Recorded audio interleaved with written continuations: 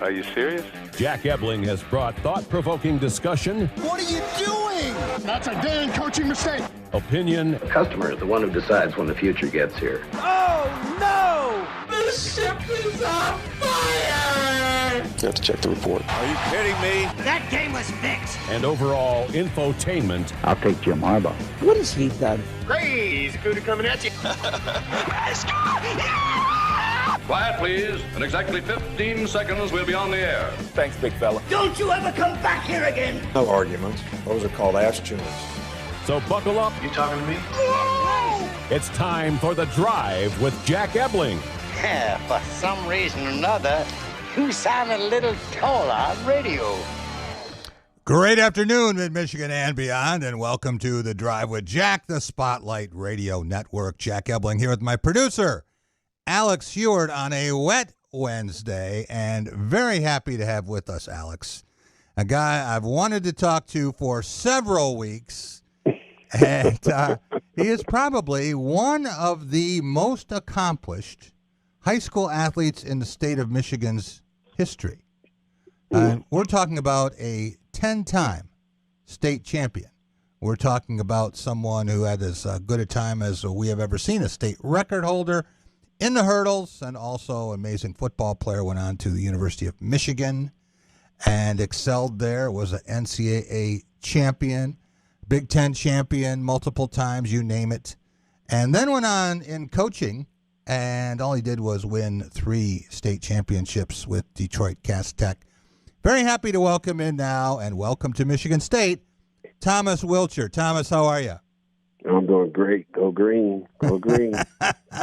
Well, the colors haven't changed for you, right? At least your wardrobe is the same that way.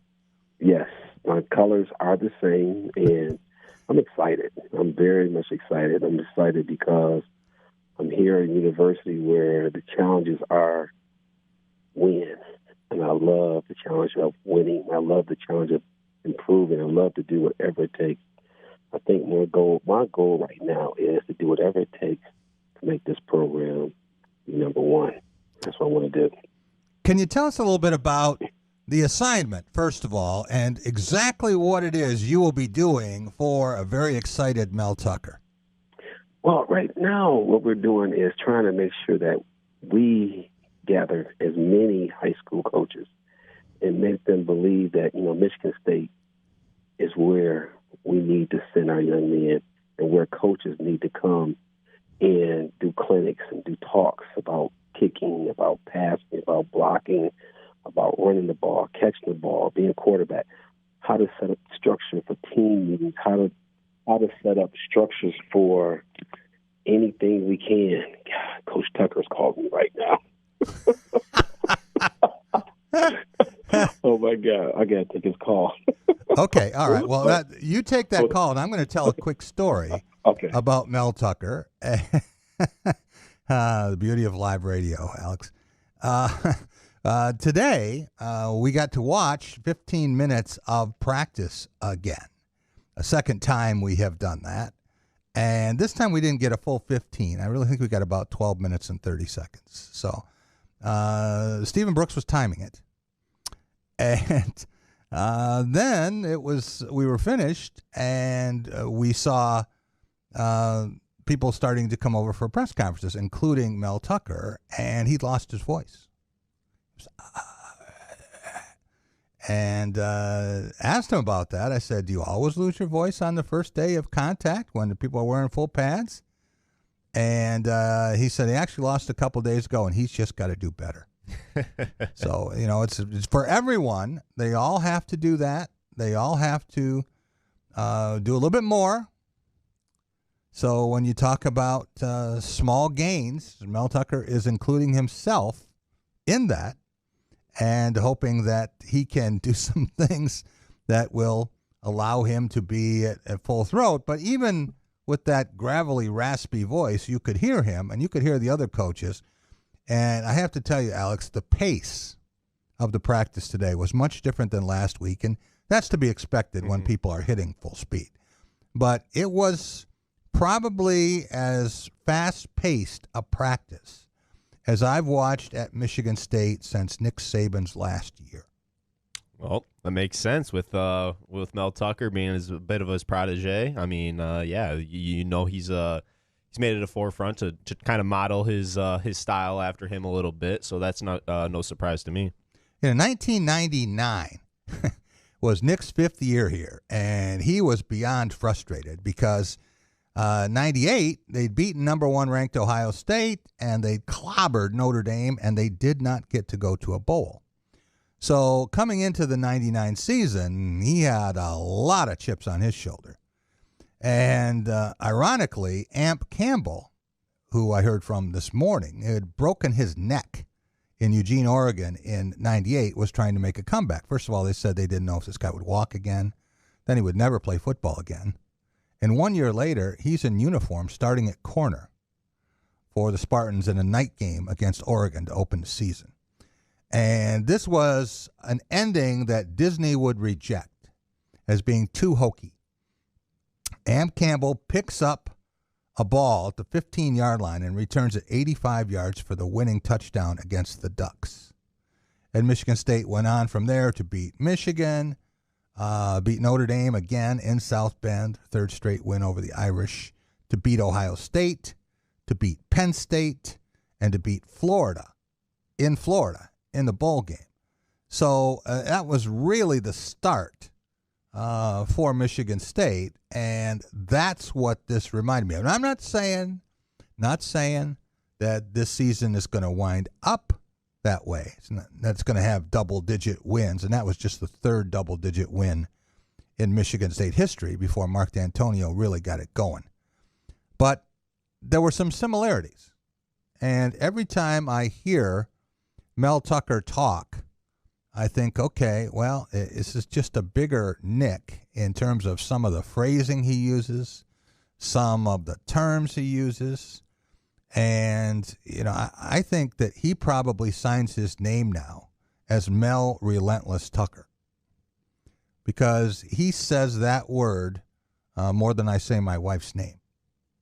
So, but we had a chance to talk with Chris Kapilovic, the offensive line coach, and he has gone from lots of questions a year ago, didn't know if he could get enough linemen out there, and certainly the results reflected that. They didn't have a rushing touchdown by a running back a year ago.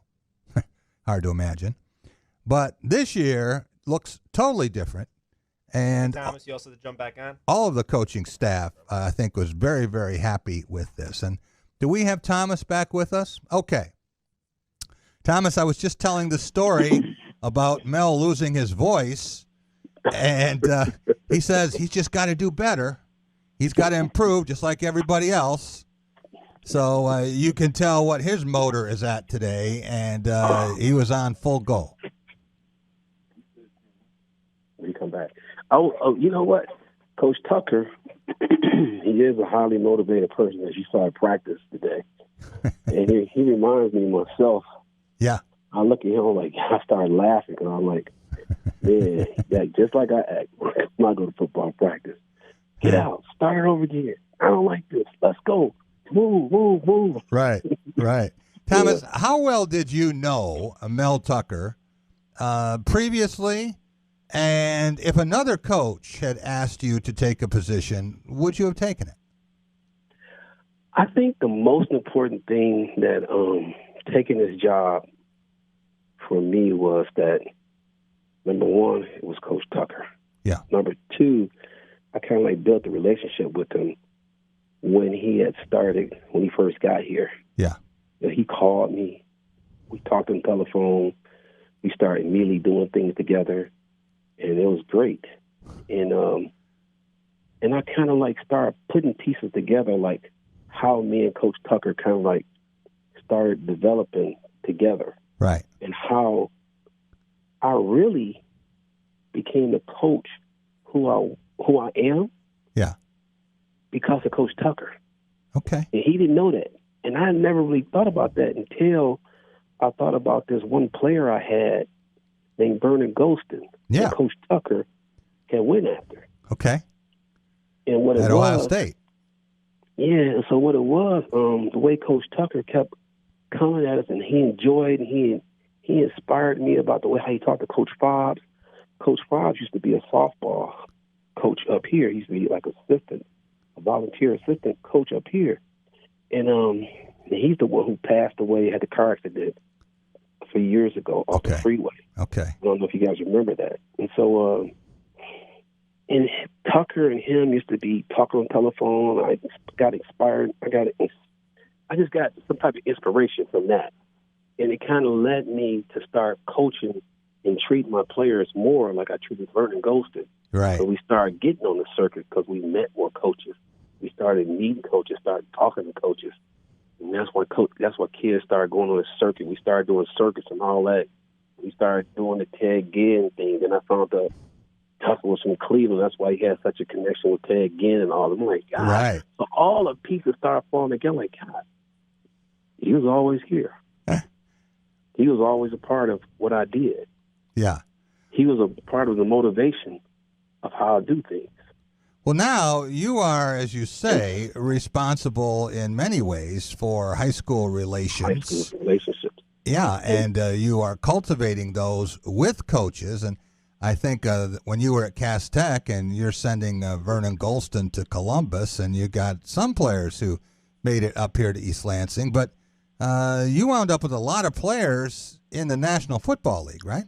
Yes. Yep. A lot of players. I can think of 5 offhand. So I think it's about 7 or 8 right now. Was it? Okay.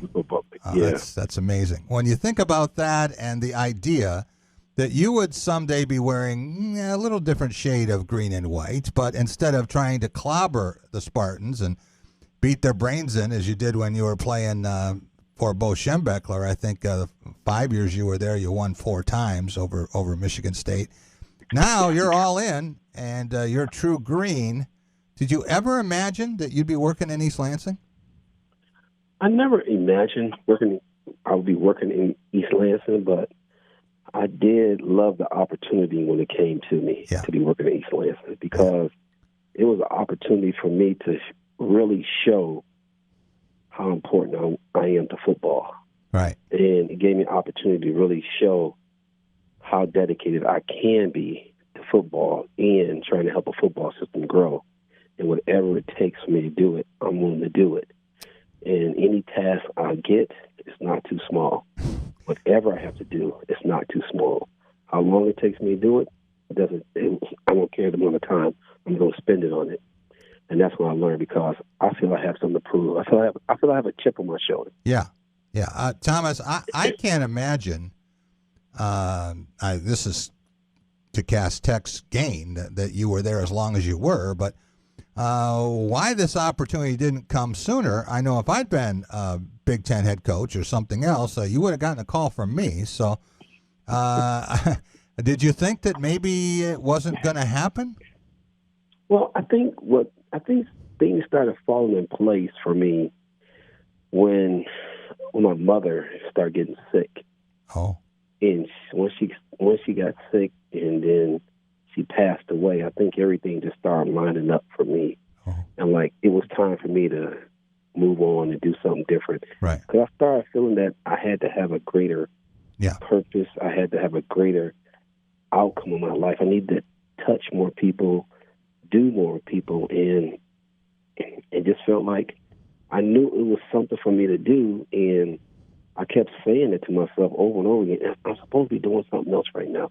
I'm supposed to be doing something else right now. Mm-hmm. And then when I put it out there, when you speak it, in order for it to happen, you got to start speaking it. And once I started talking about it, the buzz started coming, and the people started asking, what do you think? What are you going to do? I said, well, I'm retiring. So I know that for a fact. Right. So I'll be open. And so everybody kept asking me, are you sure? Are you sure? And then Tucker said, well, let's do it. And that was it. Wow. You have to speak. You have to talk about it. You got to put it into the air. You got to let them know this is what you want to do. And once you do that, people will have to make a decision. And this is where the decision came. And I'm very grateful that he recognized who I am. I'm very grateful that Coach Tucker recognized my worth. Yeah. And That's what's important to me right now. To have someone look at you and recognize you, that's important. To have someone understand how important you are to the system of football, that's important. And just to take a chance on me is humbling. Thomas, I was a high school football and track coach back in the 70s for 3 years, and I remember very clearly in 1981 watching you set the state record in the hurdles and then moving on to Michigan. And I was just watching one of the Big Ten's greatest games, and it was a 1985 number 1 versus number 2 matchup in Iowa City. In Iowa City. Right, and Rob Houtland kicked the field goal to win, but I look up and I see 27 going down the field. I think you had a 60-yard kickoff return in that game. Yeah. And I also dropped that one pass Jim Harbaugh threw on third down to keep us moving. I almost got killed when I came back to the neighborhood. Well, I remember that too. Playing for Bo Schembechler in those days, how did that shape the coach you are? I think it shaped the toughness. Yeah. It shaped the. It also shaped the immortality that you can be invincible. You have to just practice at being that type of person, and you can become whatever you want to be. Right. Through mental toughness, through training, through repetition, you can inspire yourself to become somebody. And that's what I took from it, because we always had repetition and repetition. I remember we were the same plays over and over again. And you will always do the same thing, and you will learn how to develop that skill set, which make you better. Right. And I took that right there, and I combined it more with athleticism, and you get a schematic type system where you can run different things, be more athletic, be more flexible. And that's what I learned from it. October 30th, Thomas, Michigan at Michigan State. Now, when you come into Spartan Stadium, you're going to go to the right sideline, right? Oh, I'm going to be on the right sideline. There's going to be that one that says, "Go green, go white" with the S on it. Remember, I got a chip on my shoulder. Yeah. I got something to prove. You do. And, I'm doing it right now, as you can tell. I can tell. And I would love to be there after the game if you have a big smile on your face and you have a handshake for Jim Harbaugh.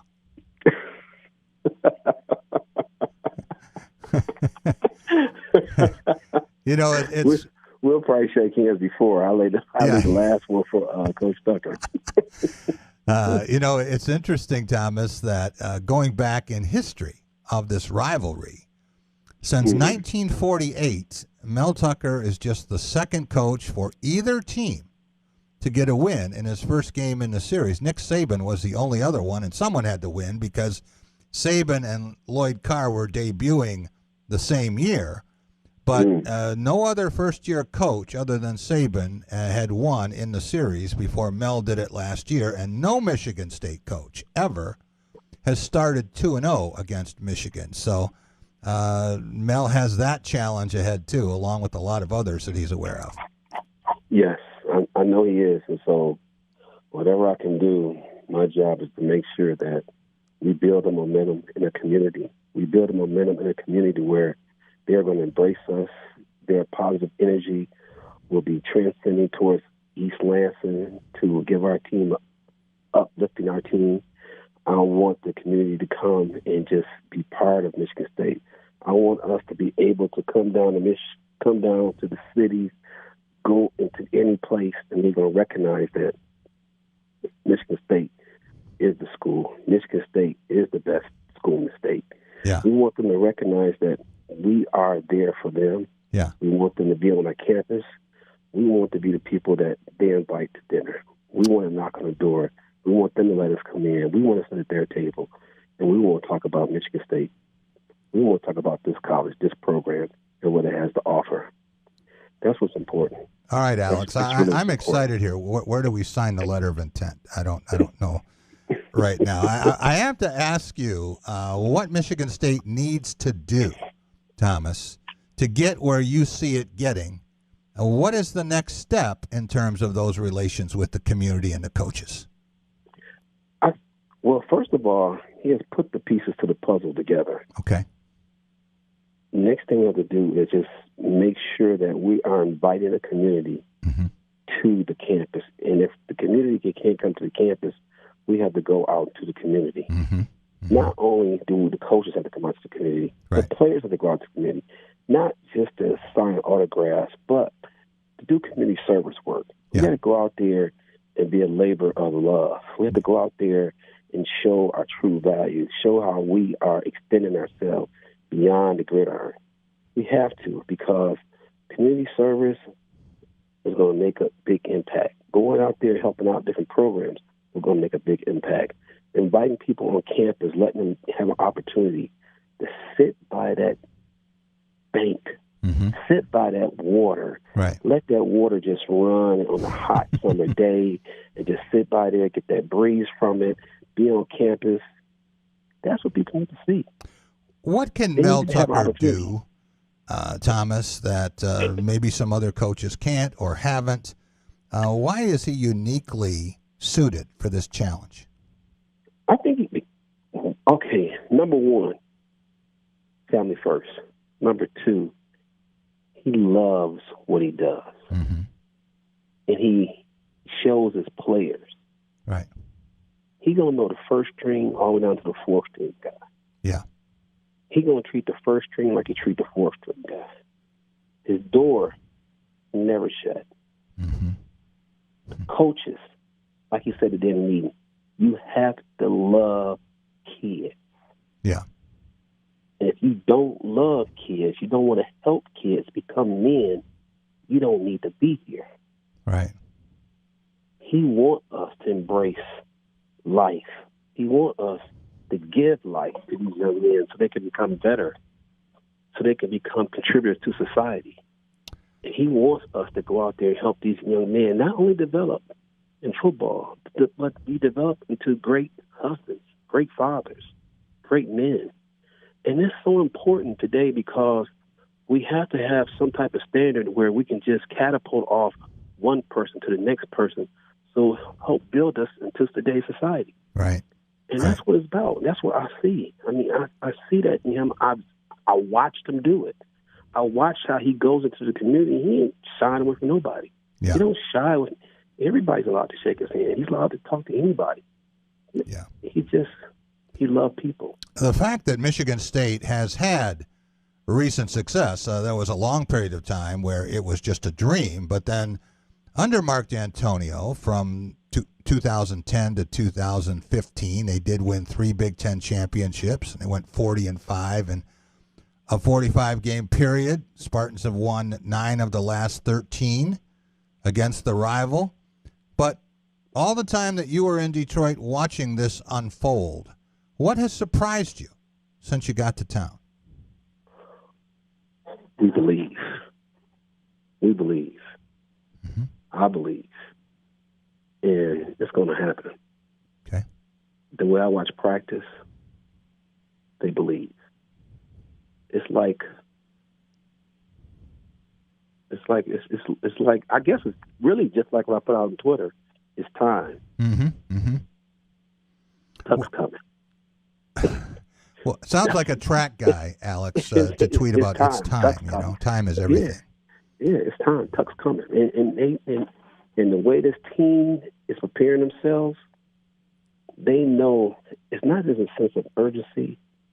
It's more or less, it's a sense of pride and dignity and want to represent themselves. It's not, we don't have all the 4 and 5 star players and all that glitz and glamour. Yeah. We got some blue collar workers. Yeah. We got some blue collar workers out here.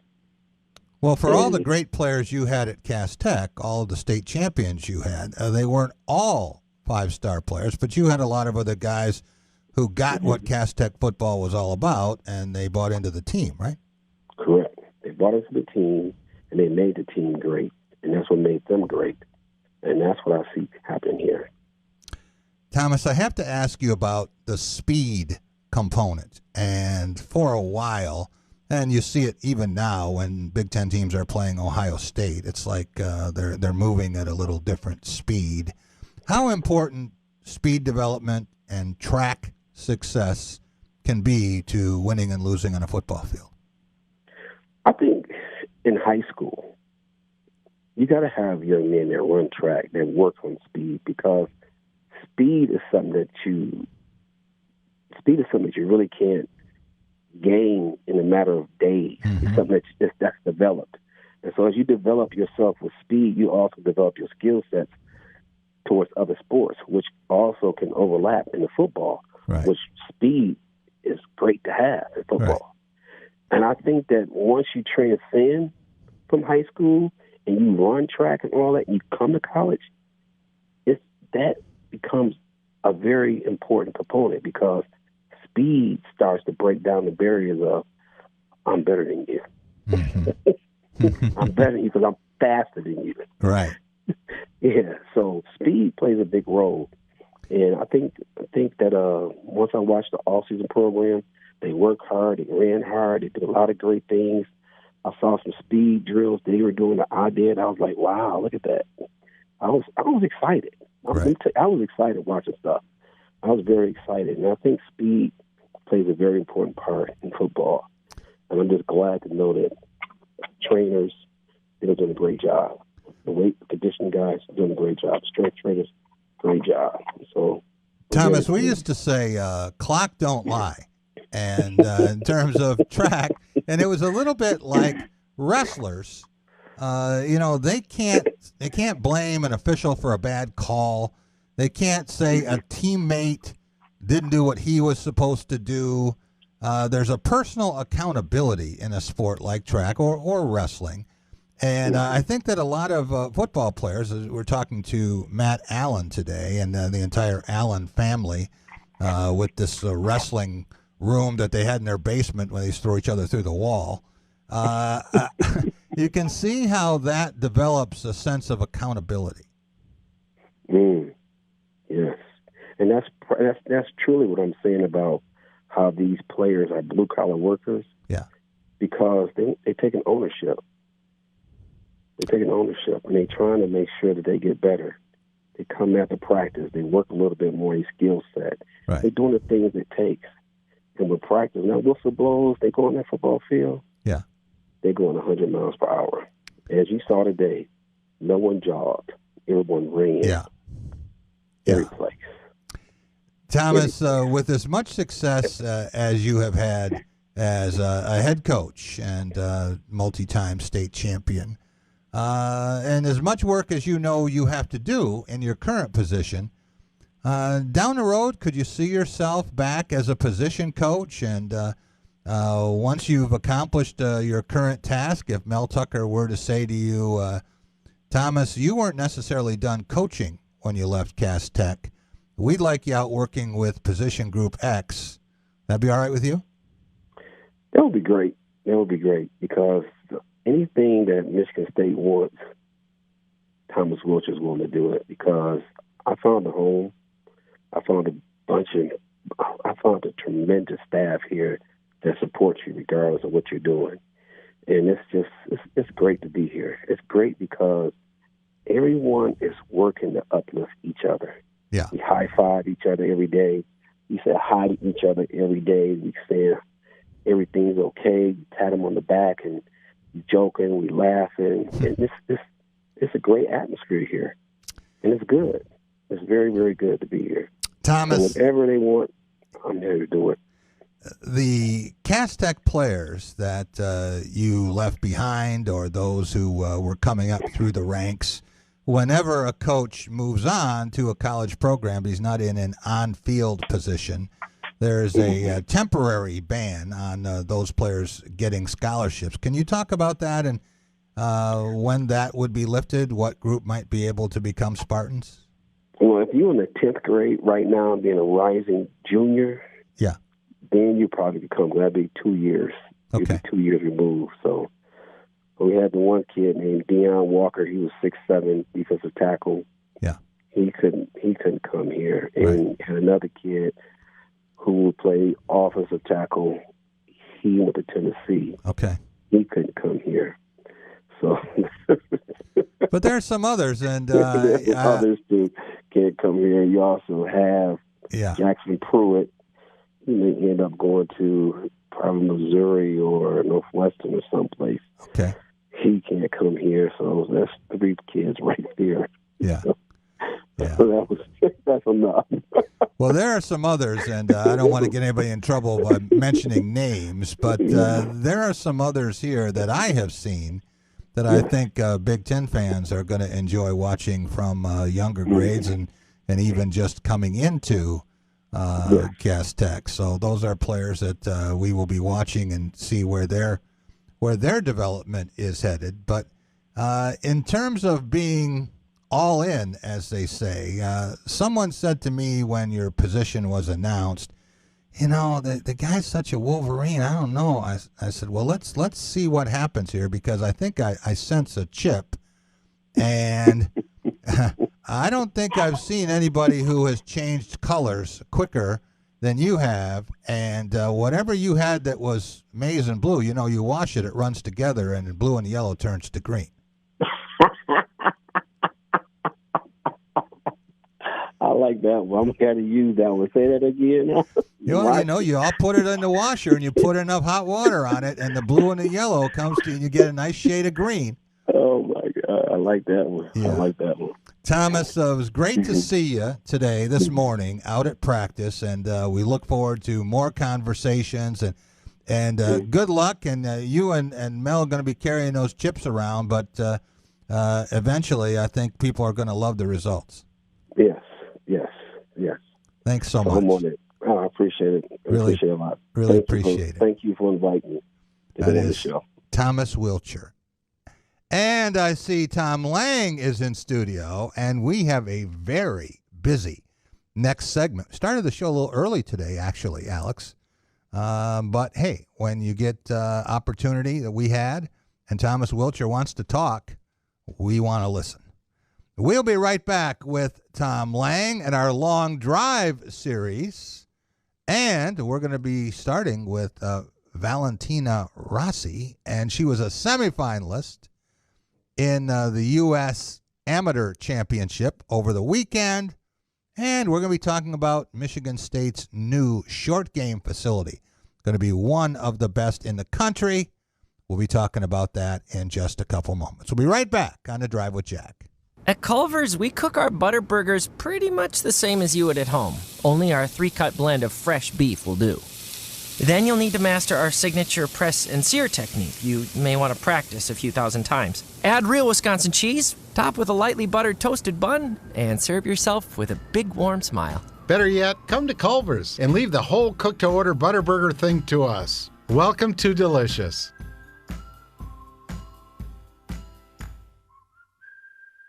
As families and communities across Michigan gear up for an historic back-to-school season, Dean Transportation is looking for compassionate people to join their dedicated team of school bus drivers. They offer competitive wages and paid training, quality benefits, flexible schedules, and most of all, endless opportunities to make a difference. Apply today at deanjobs.com to join this critical effort to help students return to learn this fall. deanjobs.com. Welcome to Be the Referee with MHSAA Assistant Director Brent Rice. After an uproar about officiating in a recent pro football game, an online article appeared with the headline, "Why in the world would anyone want to be a referee?" It's a good question. While everyone in the game, players, coaches, and officials, strive for perfection, only the officials are ultimately expected to reach that standard, and that's simply not fair. So why would anyone want to be a referee? Every referee will give you 3 little words: I love it. They love it because they know how important it is, no matter the level of play. And they want to be right all the time. And most of the time they are. And like a lot of other things in sports, the friendships and relationships built, the memories, they can't be beat. So we'll all encourage people to join us as referees, and for those of you who can't or won't, to stay in your lane when at the game. Thanks, Brent. You can be a referee. Go online now to register at MHSAA.com. Be the Referee is a production of the MHSAA Network. Jack Ebling here with Forest Acres course manager Brian Harris. Brian, it's just about time for some new product. You've got them all here at Acres and terrific club fitting. Yeah, we've got some of the best club fitting in the state of Michigan. We utilize the TrackMan technology with all the major brands. So if you're looking for clubs for yourself or that special person in your life, then we're the place to go. Lots of different manufacturers. Lots of different ones from all the major brands, Titleist, Callaway, Ping, and more. So please come see us for your club fitting today. Stop out at Forest Acres. Take care of your golf game. This is Dr. John Wyckoff. Are you sick and tired of being tired and sick? Maybe you need to take the right supplements. Save 20% on all of our quality supplements during the Summer Supplement Extravaganza sale.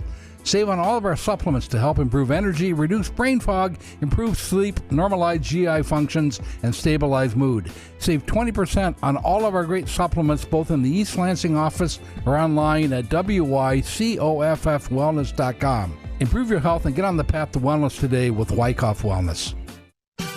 Jack Ebling here with my good friend Matt Sloan at Graph of Okemos. Matt, you got some new product, including electric vehicles. Yeah, we got a lot of new product coming, Jack. On the Chevy side, we've got the 2022 Bolt EV and all-new Bolt EUV, which is just redesigned from the ground up. We're really excited about that. That's going to be hitting a lot any day now. Next door at Nissan, we've got the all-new redesigned Pathfinder from the ground up. I got to sit in it recently, drop dead gorgeous. And then we have the 2022 Frontier as well, which is completely redesigned. So fantastic product coming. We're really excited. Stop by and see Matt and company here at Graph of Okemos. They're making friends. Why is Culver such a treat for so many families? Here's a hint. This treat is thick and creamy, and everyone can get it any way they like. Our fresh, frozen custard. We craft it in small batches throughout the day to make our guests stay. Shakes, cones, sundaes, concrete mixers, flavor of the day, oh, and the toppings. Who says you can't please everyone? There's more than one way to dessert at Culver's. Welcome to Delicious.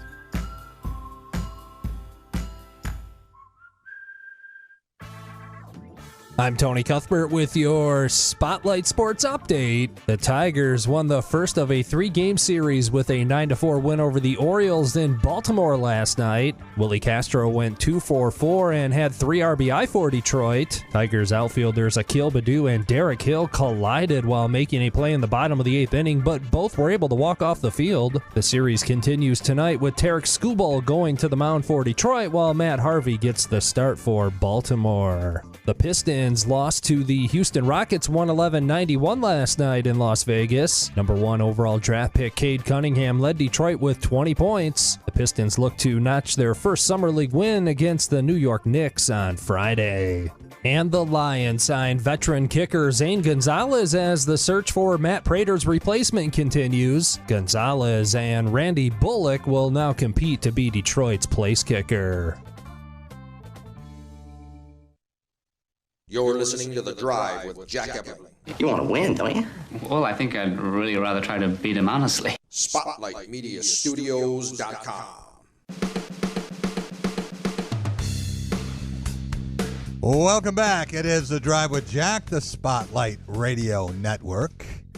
It's time for our long drive segment brought to you by Forest Acres and Golf MSU. We're going to talk a little bit about Forest Acres later this hour, and a tremendous new facility, I would think. From what I have heard, Tom Lang, Michigan State, and Illinois now would be at the top in terms of facilities. And there are other schools that have tried to put short game facilities in, no question about that. But I want to talk about a Spartan who is in the match play. Yeah. For the U.S. men's amateur before we talk with Valentina Rossi. And we had James Pyatt on the show last week. Yeah. Really strong golfer, obviously. He has had a really solid couple of years doing well in the state of Michigan and nationally. He was the number 2 seed in the U.S. amateur last year out at Bandon Dunes. And now this year, he just made it in today. He finished his match play round, second round that should have been yesterday, but they got delayed because of weather. So he just played today and finished like the last 10 holes, I think it was, and he's the 31 seed. Okay. So he'll be playing a 34 seed. And there are 64 total 64 match play. play. And so he's going to tee off at 7:20 p.m. tonight. And they'll get in as many holes, as they can before the sun sets, and then they'll pick it up tomorrow morning. How unusual is that to know that when you tee off, your round is going to stop somewhere? It happens quite a lot. I'm not sure about the national level, but even here in Michigan this year, the Michigan Amateur was delayed 2.5 days. So they were starting, stopping all the time. And it's got to mess with you, I assume, as a golfer, but it messes with everybody equally. So, if you can overcome it, then you're going to do well. You know more about the level of competition for an event like this than I do. What do you think his chances are of winning a couple of matches and advancing deep into the tournament?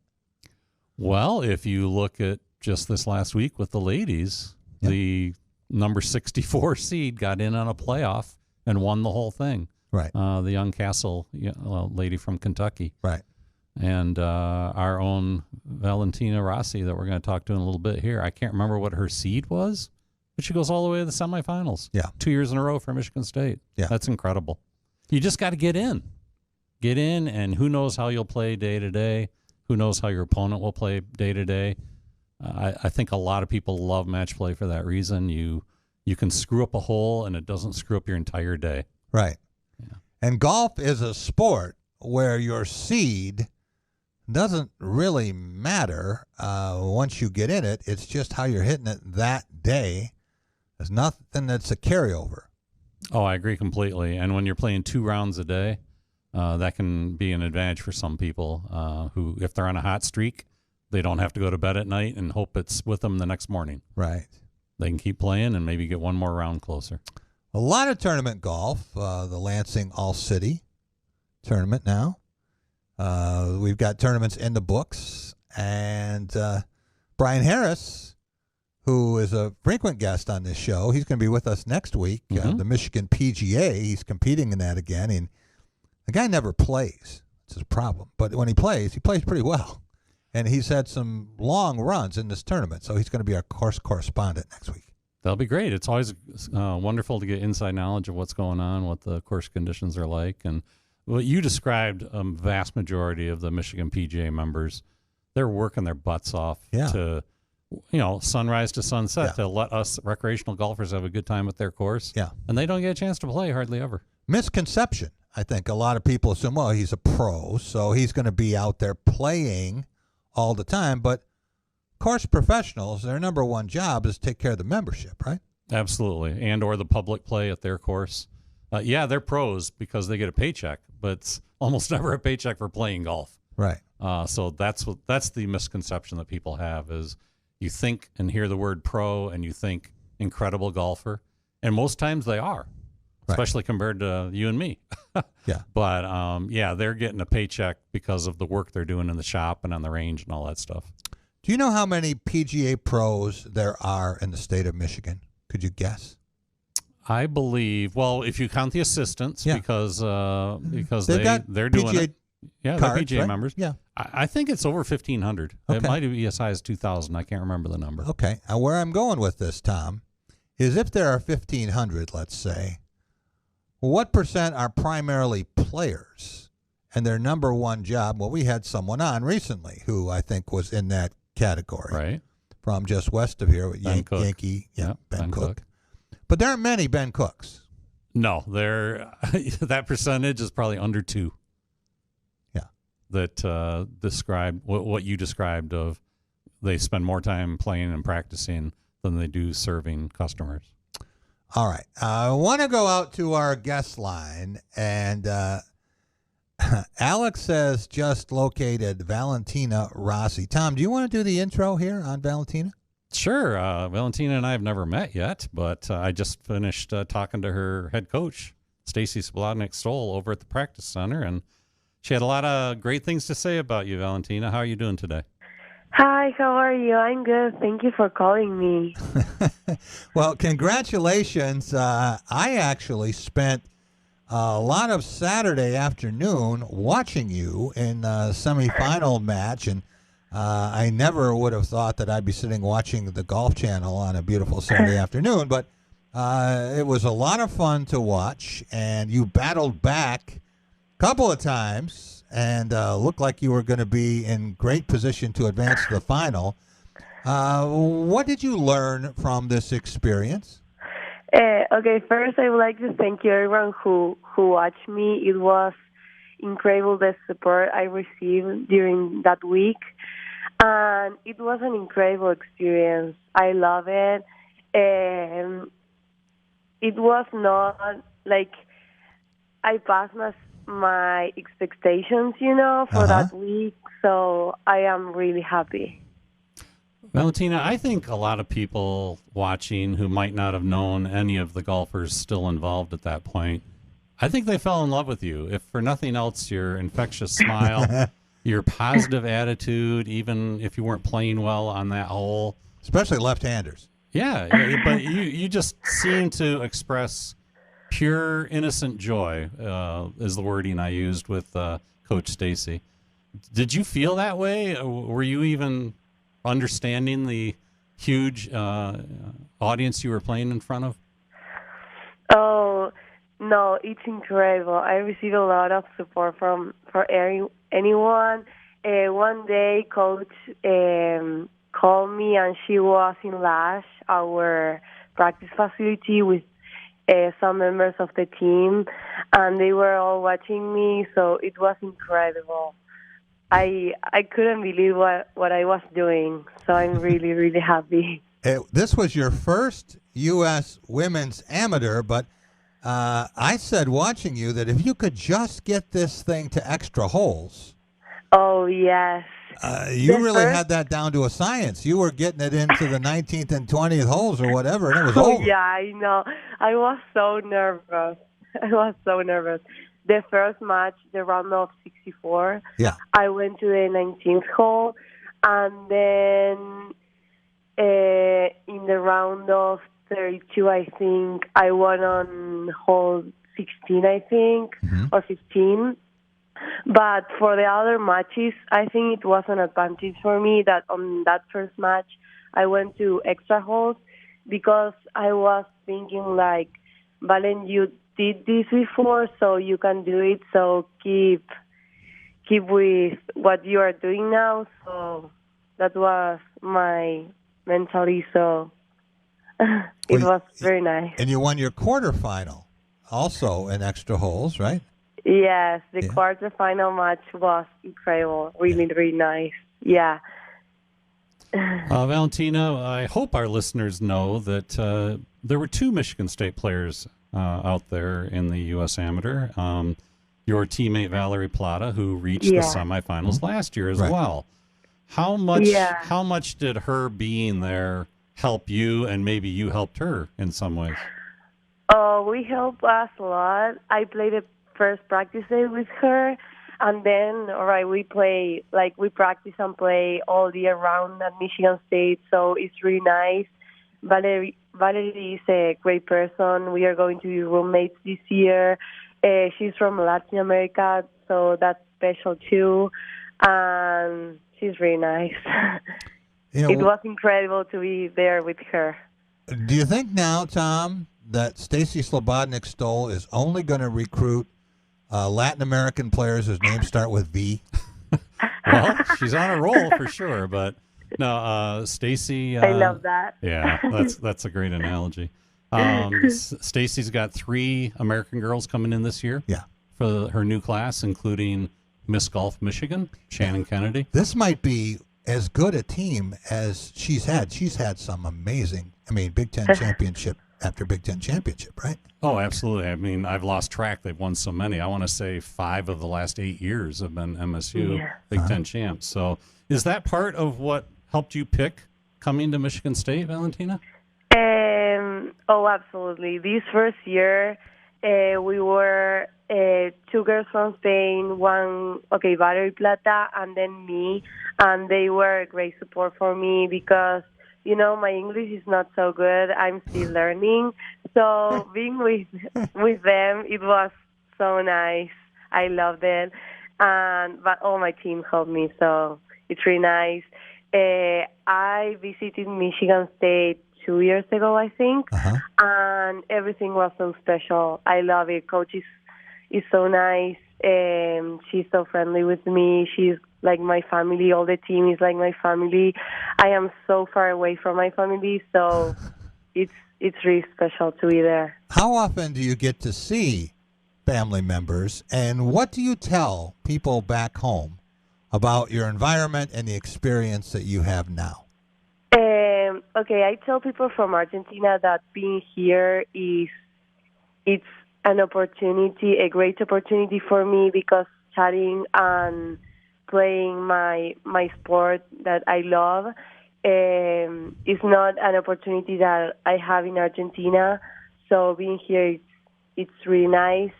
And then I visited my family in December for Christmas and New Year's Eve, and they have the opportunity to come here during the summer in July. So I was with them here in the United States, but I didn't go to Argentina this summer because I played a lot of tournaments here in the U.S. Yeah, I had heard that you decided to stay here in America this summer since school ended in May, I think. What went into that decision? Why did you decide not to go home to South America? Because my swing coach is from Argentina, but they both live in Florida. So I stay there. I have family in New Jersey where I'm staying now. So I'm with them. Then I play some tournaments. Then, as I told before, my family had the opportunity to come here. So I prefer staying here. Also, the COVID right now is not so good in Argentina, so I prefer practicing and be here. Valentina, I love your accent, and your English is much better than you think. Yes. It's better than some media members, Tom. But sure. And when I was watching you this weekend, I had two thoughts. One was, do you do everything left-handed or just golf? And now with name, image, and likeness, the way you kept making all these 10-footers, how much would you charge me for a putting lesson? 0. Okay. And he needs help. I do. And then, what was the other question? About doing things left-handed. Do you do everything left-handed? Do you eat left-handed? Just golf and riding. And for other sports, it's like half and half. Okay. So if you're to throw a ball or whatever the case might be, are you right side dominant? No, left-handed dominant. Left. Okay. Yes, but I don't know. For example, I don't play a lot, but when I play with my friends or soccer, for example, I play like right-handed. Okay. Yes. Okay. It's funny. My son, who's a very good athlete, does some things right-handed, but he eats with his left hand. And I've never been able to figure that out. I'm a little crazy too. Yeah. Something I do with the left, another with the right hand. So it's half and half. Yeah. Now you know already that you are exempt into next year's 2022 U.S. Women's Amateur. Knowing that and knowing it's a year away and you've got college golf season in between, what does knowing that you're going to go back there maybe do for your mental outlook during the college season? I'm sorry?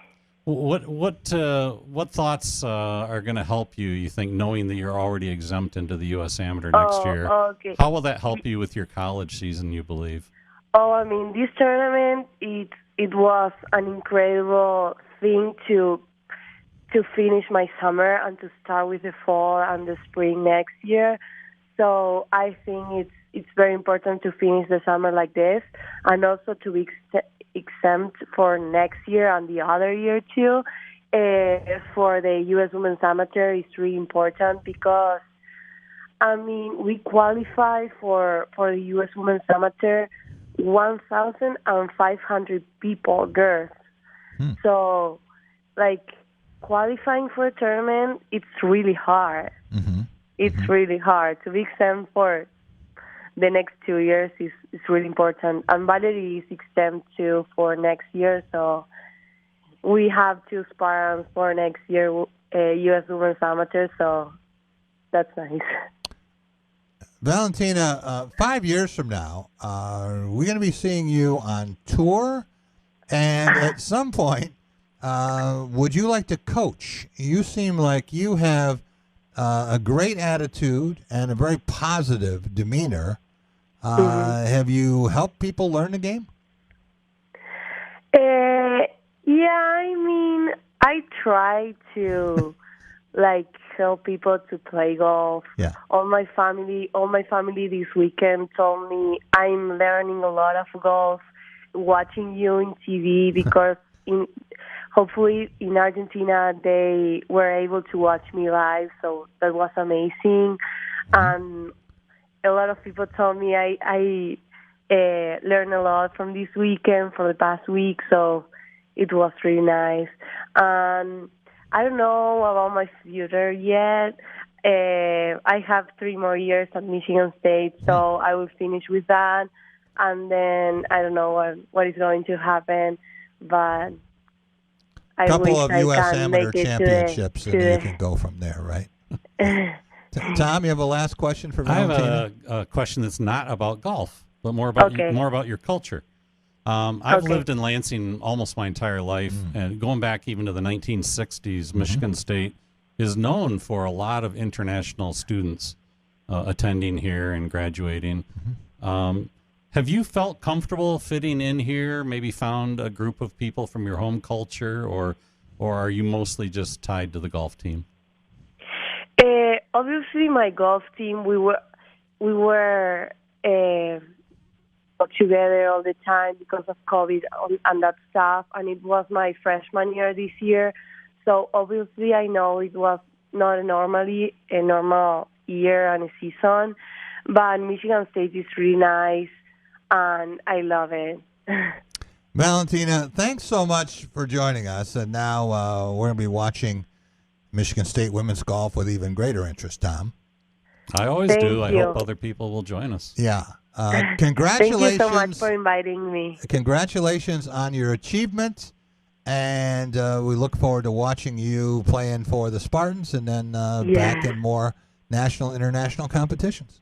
Yeah, thank you so much for inviting me and for all the support I received from anyone in Michigan. So thank you so much. Another Latin American V. That's Valentina Rossi. It's good luck. Yeah, I would think so. And Alex now is on the phone trying to get Casey Luban and Paul Albanese on with us. And we'll be talking about that short game facility. I can tell you a little bit about it. Yeah, why don't you go ahead and get started? I've toured it. I've walked around it a couple of weeks ago with Casey. It's actually, there's a story on it in my August issue of Michigan Golf Journal. That's right. Somewhere in the middle pages. It's basically, well, even Coach Stacy just described it to me today, that it's about what the size of a driving range that her generation grew up on. Yeah. But it was just hitting balls out to flags and whatnot. This is a huge 28-acre practice facility. As Casey described it to me, was they're not going to be driving on it, of course. They can do that at the driving range across the street. This is to learn how to score. Right. That's what this is about. So if they're going to be like 200 yards away from a hole, yeah, Casey's going to give them a golf ball and say, get in the hole in 3 or less. Yeah. How are you going to do that? If you land your first shot in a bunker, if you're on the green or not, you might have spun off the green. He just feels that it's going to give so much more game reality than just pounding balls at a range. Lots of fun for a coach, and we have one of the best in the country with us right now. Casey Luban, MSU men's golf coach, joins us. Casey, what difference will this facility make for your program? And was this something that you went forward with an idea? You and Stacy put your heads together and said, this is what we need to take our programs to the next level? Well, absolutely. First of all, good to be with you guys. I believe that there's a lot of ways as you build facility enhancements that you can impact a program. The Lash Family Golf Center, which we are so proud of, is certainly a part of our development tool, but it's also a huge part of our recruiting tool, giving the student athletes a home. The Look Training Grounds, as we're calling it, that we're just finishing now, is about developing something that most of our players have to be elite at, if they're going to be elite in college golf, and if they're going to go on and play tour golf life. If you look at 81% of the winners over the last 5 years on the PGA Tour, 81% of the winners led in the same statistical category, and that category was scrambling. Yeah. It wasn't driving, it wasn't putting, it wasn't iron play, it was scrambling, the ability to get the ball in the hole from around the greens. And when you break down the million lines of data that the PGA Tour keeps, it's amazing that 81% of the time that stat comes up. So why not build a facility that teaches your players how to get the ball in the hole from about every possible circumstance you can from 200 yards and in? Casey, do you want to do an introduction on Paul? He has just joined us. Well, absolutely. As we looked at architects to help us build our kind of dream scoring area facility, we interviewed some, and we had a great experience with Paul because he designed an amazing golf course up north called Sage Run, part of the Island Resort Casino, and he wowed us with his presentation. So we're excited to have Paul Albanese with us, one of the best golf course architects in the area, and who we've been working closely with for the last year. Paul, when you got this assignment and you knew what Michigan State wanted, how did you go about executing it? Yeah, thanks. Thanks for having me. And Casey, thanks for the fine introduction. That was nice of you. Well, right off the bat, we set up meetings. I mean, and, there's a lot of planning that goes into these things. And we spent the first 6 months having probably weekly meetings, sitting down with Casey and Stacy, seeing what their goals and aspirations were. That was the key thing. Their golf team members are the ones that we were really designing this for. And both of them really had very similar goals. I'd say, a couple of things Stacy wanted that were a little different than Casey, so we tried to meld everyone's desires into one facility. But the main goal that they really were eye to eye on was they wanted to be able to hit a multitude of shots from all different directions, angles, sun angles, wind angles, slopes. So we really tried to allow their golf teams to hit almost any shot they could under 200 yards. And so we worked a lot on that. We did a lot of sketches and renderings. We walked the site. We tried to show them examples.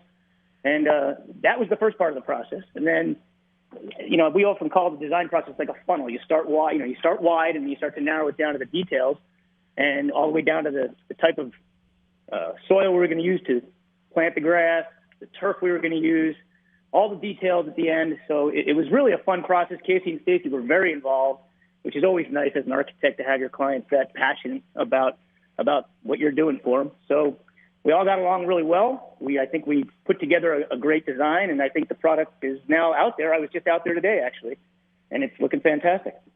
Hey, Paul, Tom Lang here. Good to catch up with you. Hey, Tom. You're obviously used to designing full 18-hole championship golf courses. How different or how much was the same designing this smaller, confined area? You say that it's true. We do a lot of 18-hole courses around the world, actually. But this is not our first rodeo with regard to practice facilities. We did one at Travis Point in Ann Arbor. We did one at Walnut Creek Country Club in South Lyon. And we've done a couple over at Eagle Eye even. So we know how to design these type of facilities. We've been doing it for a while. And it's a little different challenge because the scale is different. With the 18 holes, you're looking at 150 acres, and the scale of things is usually a little larger. So when you get confined down to 6 acres, you have to think a little bit differently, and the design process is a little different. But that's what we're trained to do. Casey, when we talked this morning, you mentioned Illinois having a facility and have had the results to go along with that. What does a facility like this do for you and your program in the ever-competitive world of recruiting? Yeah, well, it's funny because I got to contribute some of this to a competitor. When we built the Lash Family Golf Center, one of the coolest things that happens is your competitors are really the first ones to come investigate. Yeah. They come take a look, see what you've done as they get ready to build their next one. And one of our staunch competitors in the Big Ten, who's a good friend, he said, if you build an outdoor short game area, it will be hard for anyone, even me and even the best, Illinois, to argue that you don't have the best facilities in the Big Ten and maybe in the country, especially for a northern climate school. And that really, got me excited. One, that's nice for him to say. But if you can tie everything together, and the reason why we got so lucky with all of these facilities is they're right there at Forest Acres West. Right. Convenience is what leads to great practice, right? You can build the best facility in the world, but if it's 30 minutes away from campus, good luck. With all the stuff student-athletes have to do every day, that's going to be a challenge. For us, they can walk, they can drive 0.8 miles from where they live on one road, down Harrison Road, park, grab a cart, and they got their own driving range tee that's beautiful. They got their new training grounds, they got their building, they got their Fox putting greens, all within 100 yards of each other. So from a recruiting standpoint, we're preaching you got to be great in the classroom, you got to be great in the community, you got to be great on the golf course, you got to be great in life. Well, that's a lot of things to do in one day. If we can make practice as convenient as possible, that's how you get the best players, right? So we're going to be able to invest in all parts of their life because they're not wasting too much time running from facility to facility. Hey, Casey, one of your players must be practicing quite a lot. James, is it Pyatt or Piatt? I've never known for sure. Pyatt. Made 31 seed at the men's amateur out at Oakmont. What kind of shout-out do you want to give to him? Well, I tell you, speaking of practice, he won the GAM championship, a week ago. Right. And I called him 45 minutes after the last putt dropped, and he was already on the putting green practicing for the U.S. Amateur. It's kind of kid he is. So I think he's got a really good chance to win. Oakmont's going to set up beautifully for him. Yeah. One of the best drivers I've ever seen in golf. Just drives it straight and long all day long. Yeah. So, it's pretty elite. Just so you guys know, there's 3 world amateur golf rankings. Right. And he's 6th in one, 7th in another, and 42nd in another. Not so bad. No matter how you look at it, this is one of the best players in the world. And boy, are we lucky he's a Spartan. Tom, when I think about the great practice facilities at Acres East anyway that I use a lot, I can just see young players and they're going to be looking across the street and saying, I can't wait till the day when I can get over there and play on those. Casey, great to talk with you. And Paul, congratulations. We'll be right back.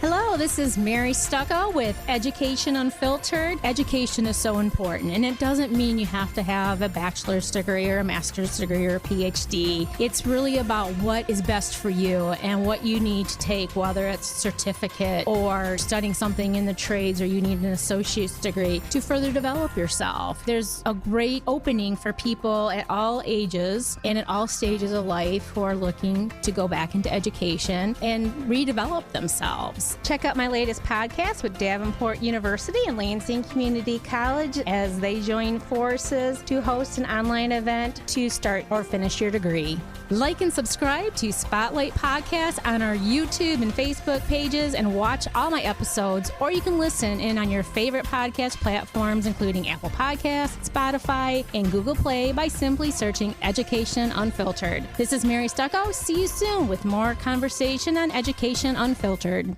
When it's your moment, that once-in-a-lifetime moment, you don't just want jewelry. You can get that anywhere. You want a memory that will go down in history, your moment.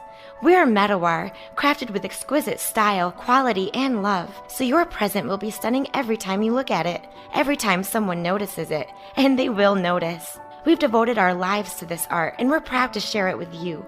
The gift you want to give is here. Medawar Jewelers in Lansing, Okemos, Jackson, Portage, and Brighton.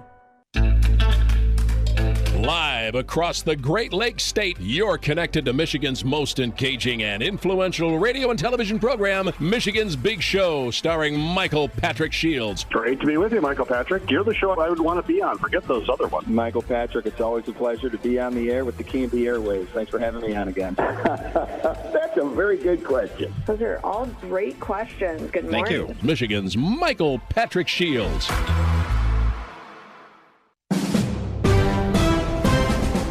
NBC News Radio, I'm Mark Mayfield. President Biden is urging people in hurricane-prone states to prepare by getting vaccinated.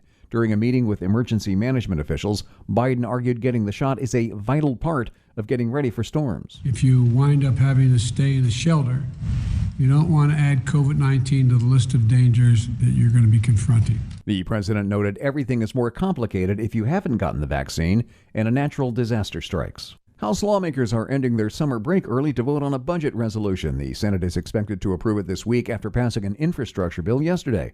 Both would then go to the House before the chamber returns on August 23rd.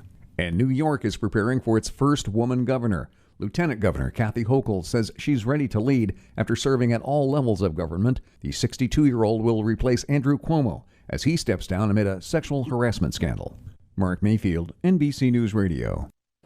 Michael Patrick, welcome to Dusty's. Did you walk up today? I sure did. I walked up here to the patio at the tap room, having a glass of wine, and I'm going next door, Matt Rhodes, to your Dusty's cellar to get my 6 for $60, and I'm going to carry them all the way home with me because I'm counting my calories and counting my steps these days. Yeah, the 6 for $60 is going great for the summer, and we have a whole new category of wines called Better For You wines, which have zero sugar and less calories. No kidding. So for a glass of that, how many calories? 85 calories or less. That's fantastic. All right, I feel good about that. I'm going to try those, and I'm looking forward to that. And we are here at Dusty's Cellar and the tap room. And by the way, it's not only the wine that walks out of here. You're doing a fairly brisk business in the catering, I hear. That's right. Catering's picking up as fall comes, and tailgate season is almost here. Isn't it great? People are having parties again. They're getting together again. And what better way to have a party than not have to worry about the stress of cooking? Have you do it.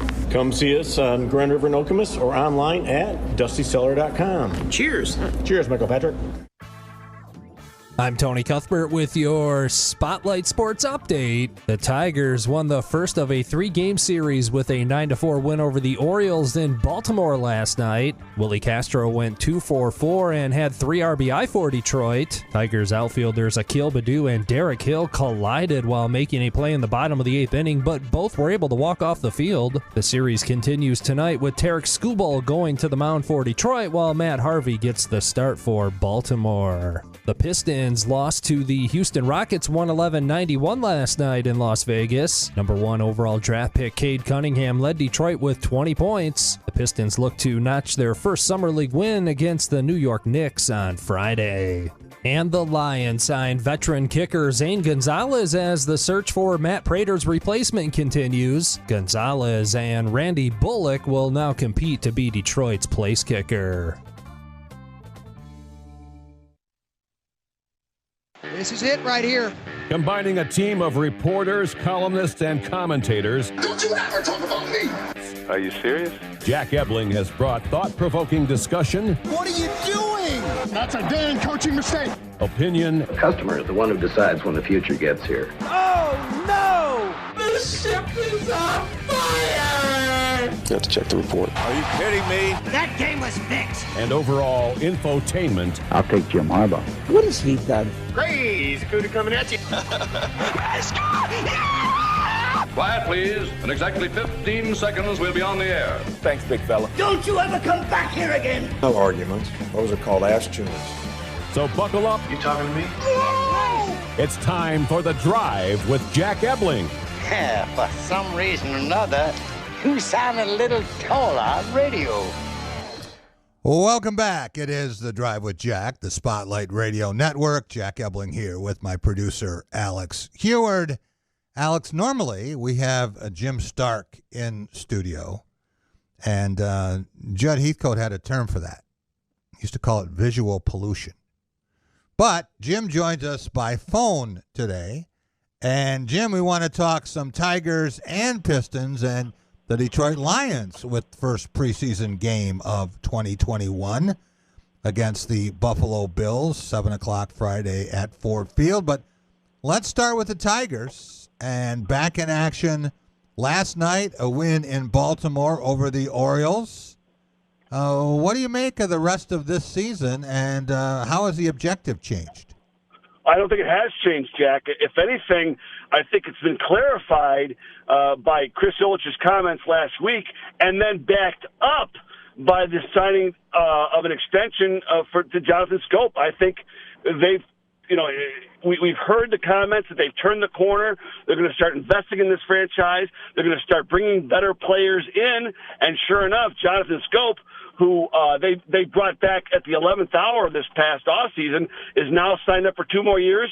The first multi-year contract they've given anybody besides Robbie Grossman since Miguel Cabrera 7 years ago. So I think that the if anything, the objective become clarified, and that's let's get better.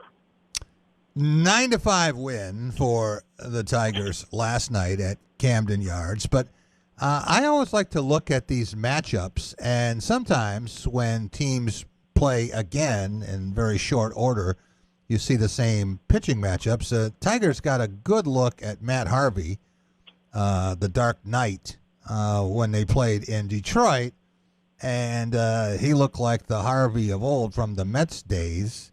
But going against Tarek Skubal tonight, what do you think? The Orioles are as bad as any team in the American League, second or third worst in baseball. But you think the Tigers can continue this now on the road? They've been so much better at home, Jim. Well, last night was a good example of Casey Mize not having his best stuff and still hanging in there, keeping the game close and allowing his teammates to take the lead and win the game. That's any pitcher of his level could pitch when they get their best stuff. Yeah. It's when they don't have their best stuff, they got to grind it out, and that was an example last night. Now, Tarek Skubal tonight has had his best stuff the last few times, with the exception usually of one bad inning. So his job now is to eliminate the one bad inning because, like you say, Matt Harvey was a phenom. He was Tarek Skubal 10 years ago in New York, right? Right. But he's had injuries, but Skubal is still climbing that ladder. Skubal's still a step behind Mize. Let's see if Skubal can avoid that bad inning that he's been having most games, which is not unusual for a first-year pitcher, and give his teammates a chance to win in Baltimore. Remember, Baltimore is a better team at home than they are on the road. Baltimore, Camden Yards has been a bandbox this year for home runs. They fly out of there like wiffle balls. So they do a better advantage at home than they do on the road. A lot of people earlier this season were guessing where would Tarek Skubal be compared to Casey Mize, and where would Jonathan Scope be long term, and there were lots of different possible suitors for his services. But I don't think many people guessed that the Tigers were going to reward him with this contract. What does that say about their feelings about him and the pace of their goals? Well, I think it's as much. If you read the comments when they signed the extension from both Al Avila and AJ Hinch, it's about his demeanor, the way he comports himself, the clubhouse value. Yes, he's doing well in the field, but they kept repeating the fact that they like what he does to the clubhouse. They like the leadership. They like the example he sets and his work ethic for the other team. So they signed him, I think, as not just for his production, but as to be a good example for these young guys on how to conduct themselves day in, day out. All right, the Miggy Watch. I can't go more than 5 minutes without talking about it. And now he is at 498. He could get him in a hurry. Do you think that matters to him when he gets them and where he gets them? Well, I think he'd love to do it at home. There's no doubt about it. Miguel Cabrera has got a big ego. He's always loved the spotlight, and he's always performed in the spotlight. He's performed his best in the spotlight back in the day. So, yeah, I think he'd love to do it at home. I think the chance of hitting a home run in Baltimore, at least one over the next 2 games, are pretty good because, again, the ball jumps out there. Yeah. If he comes home with one more to go, I think he'll do it at home because, his ego, his ability rises with the occasion.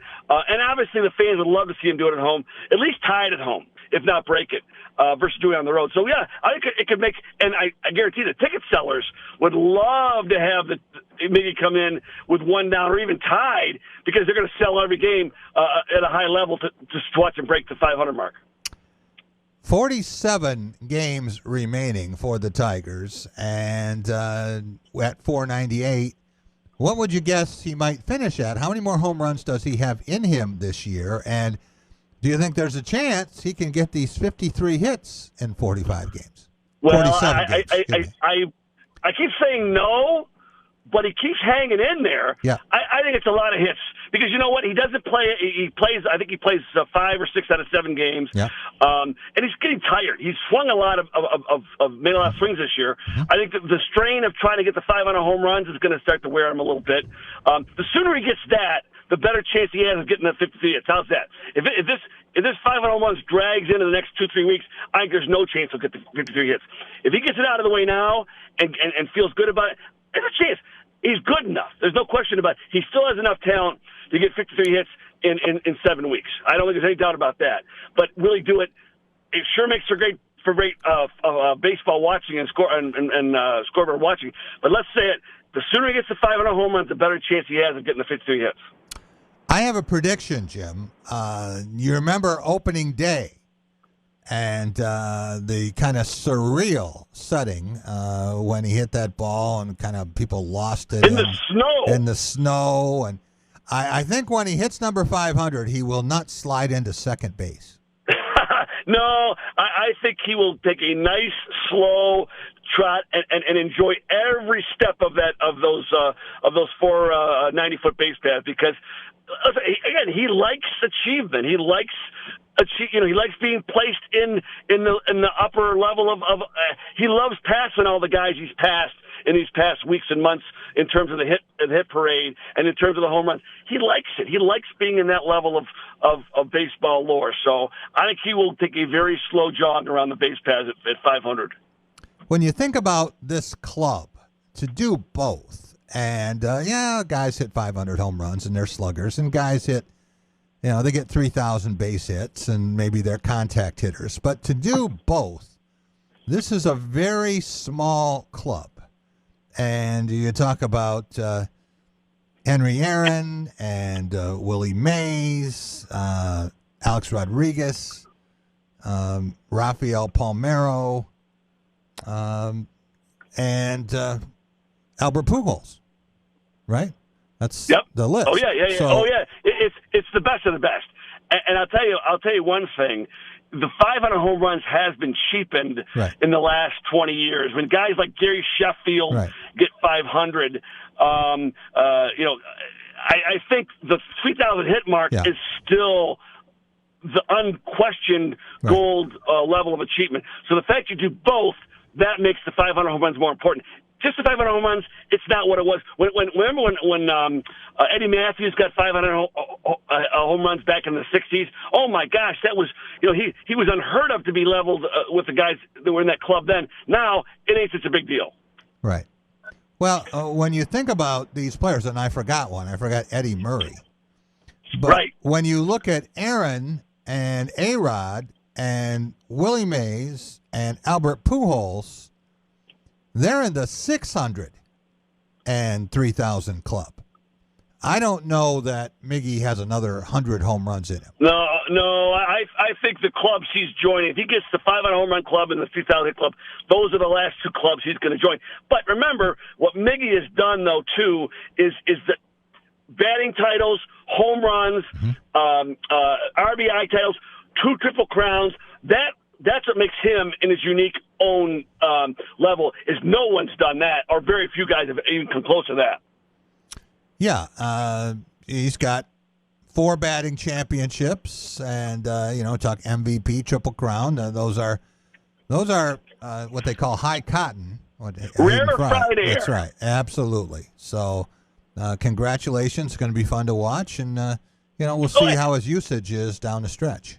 And Jack, it's much more fun with the Tigers being playing winning baseball. Yeah. If this was that 4-3 win team, it'd be almost embarrassing, right? Yeah. But the fact that they're really competing and winning more than they're losing makes it all the more fun to watch. How many people, Jim, do you think? I mean, I'm talking about baseball people who really study this stuff. Would have guessed the Tigers would only be 5 games under 500 at this point. I think the same number of people that would have guessed the San Diego Giants were the best record in baseball. Very small club, to say the least. And then, that's one of the great things. I was talking to someone today that what's happened well, we were talking earlier. You and I were talking. What's happened in San Francisco, and then what's happening in Phoenix in NBA. Yeah. it renews your faith that sports can still be surprising, can still be, these analysts predict and analyze and number crunch everything to death. But even amongst all those metrics and calculators and computers, nobody picked those two teams. It's the human element that still makes sports great. And the Dodgers, pretty close to a dream team with the latest additions from the Washington Nationals. And there are other teams that I think have loaded up. But I look at the Giants and Chicago White Sox, who are a strong second in that market and never will be what the Cubs are in the city of Chicago. And I think that would be a very interesting World Series if it happened. And I really don't care what Fox thinks. Well, I like the fact that it's going to introduce new heroes to us as fans, as viewers, as media. Yeah. We know, like you say, we know the heroes in L.A. Yeah. We know the heroes in New York, the Yankees, but we don't know the heroes in San Francisco. Tell me who's their best player. Tell me, the White Sox we probably could make a guess because we see them more often. Right. But. And I'll go one step further. I think the Oakland A's and Tampa Bay Rays are great examples of how the organization continues to thrive. Again, I couldn't name 5 guys in those teams, but yet year in, year out, they put the competitive teams on the field with very low budget. It renews your hope that baseball is still bigger than the superstars. Right. Well, and you saw at the All-Star break, I mean, a lot of people knew who Brandon Crawford was, okay? But there weren't that many guys, Buster Posey.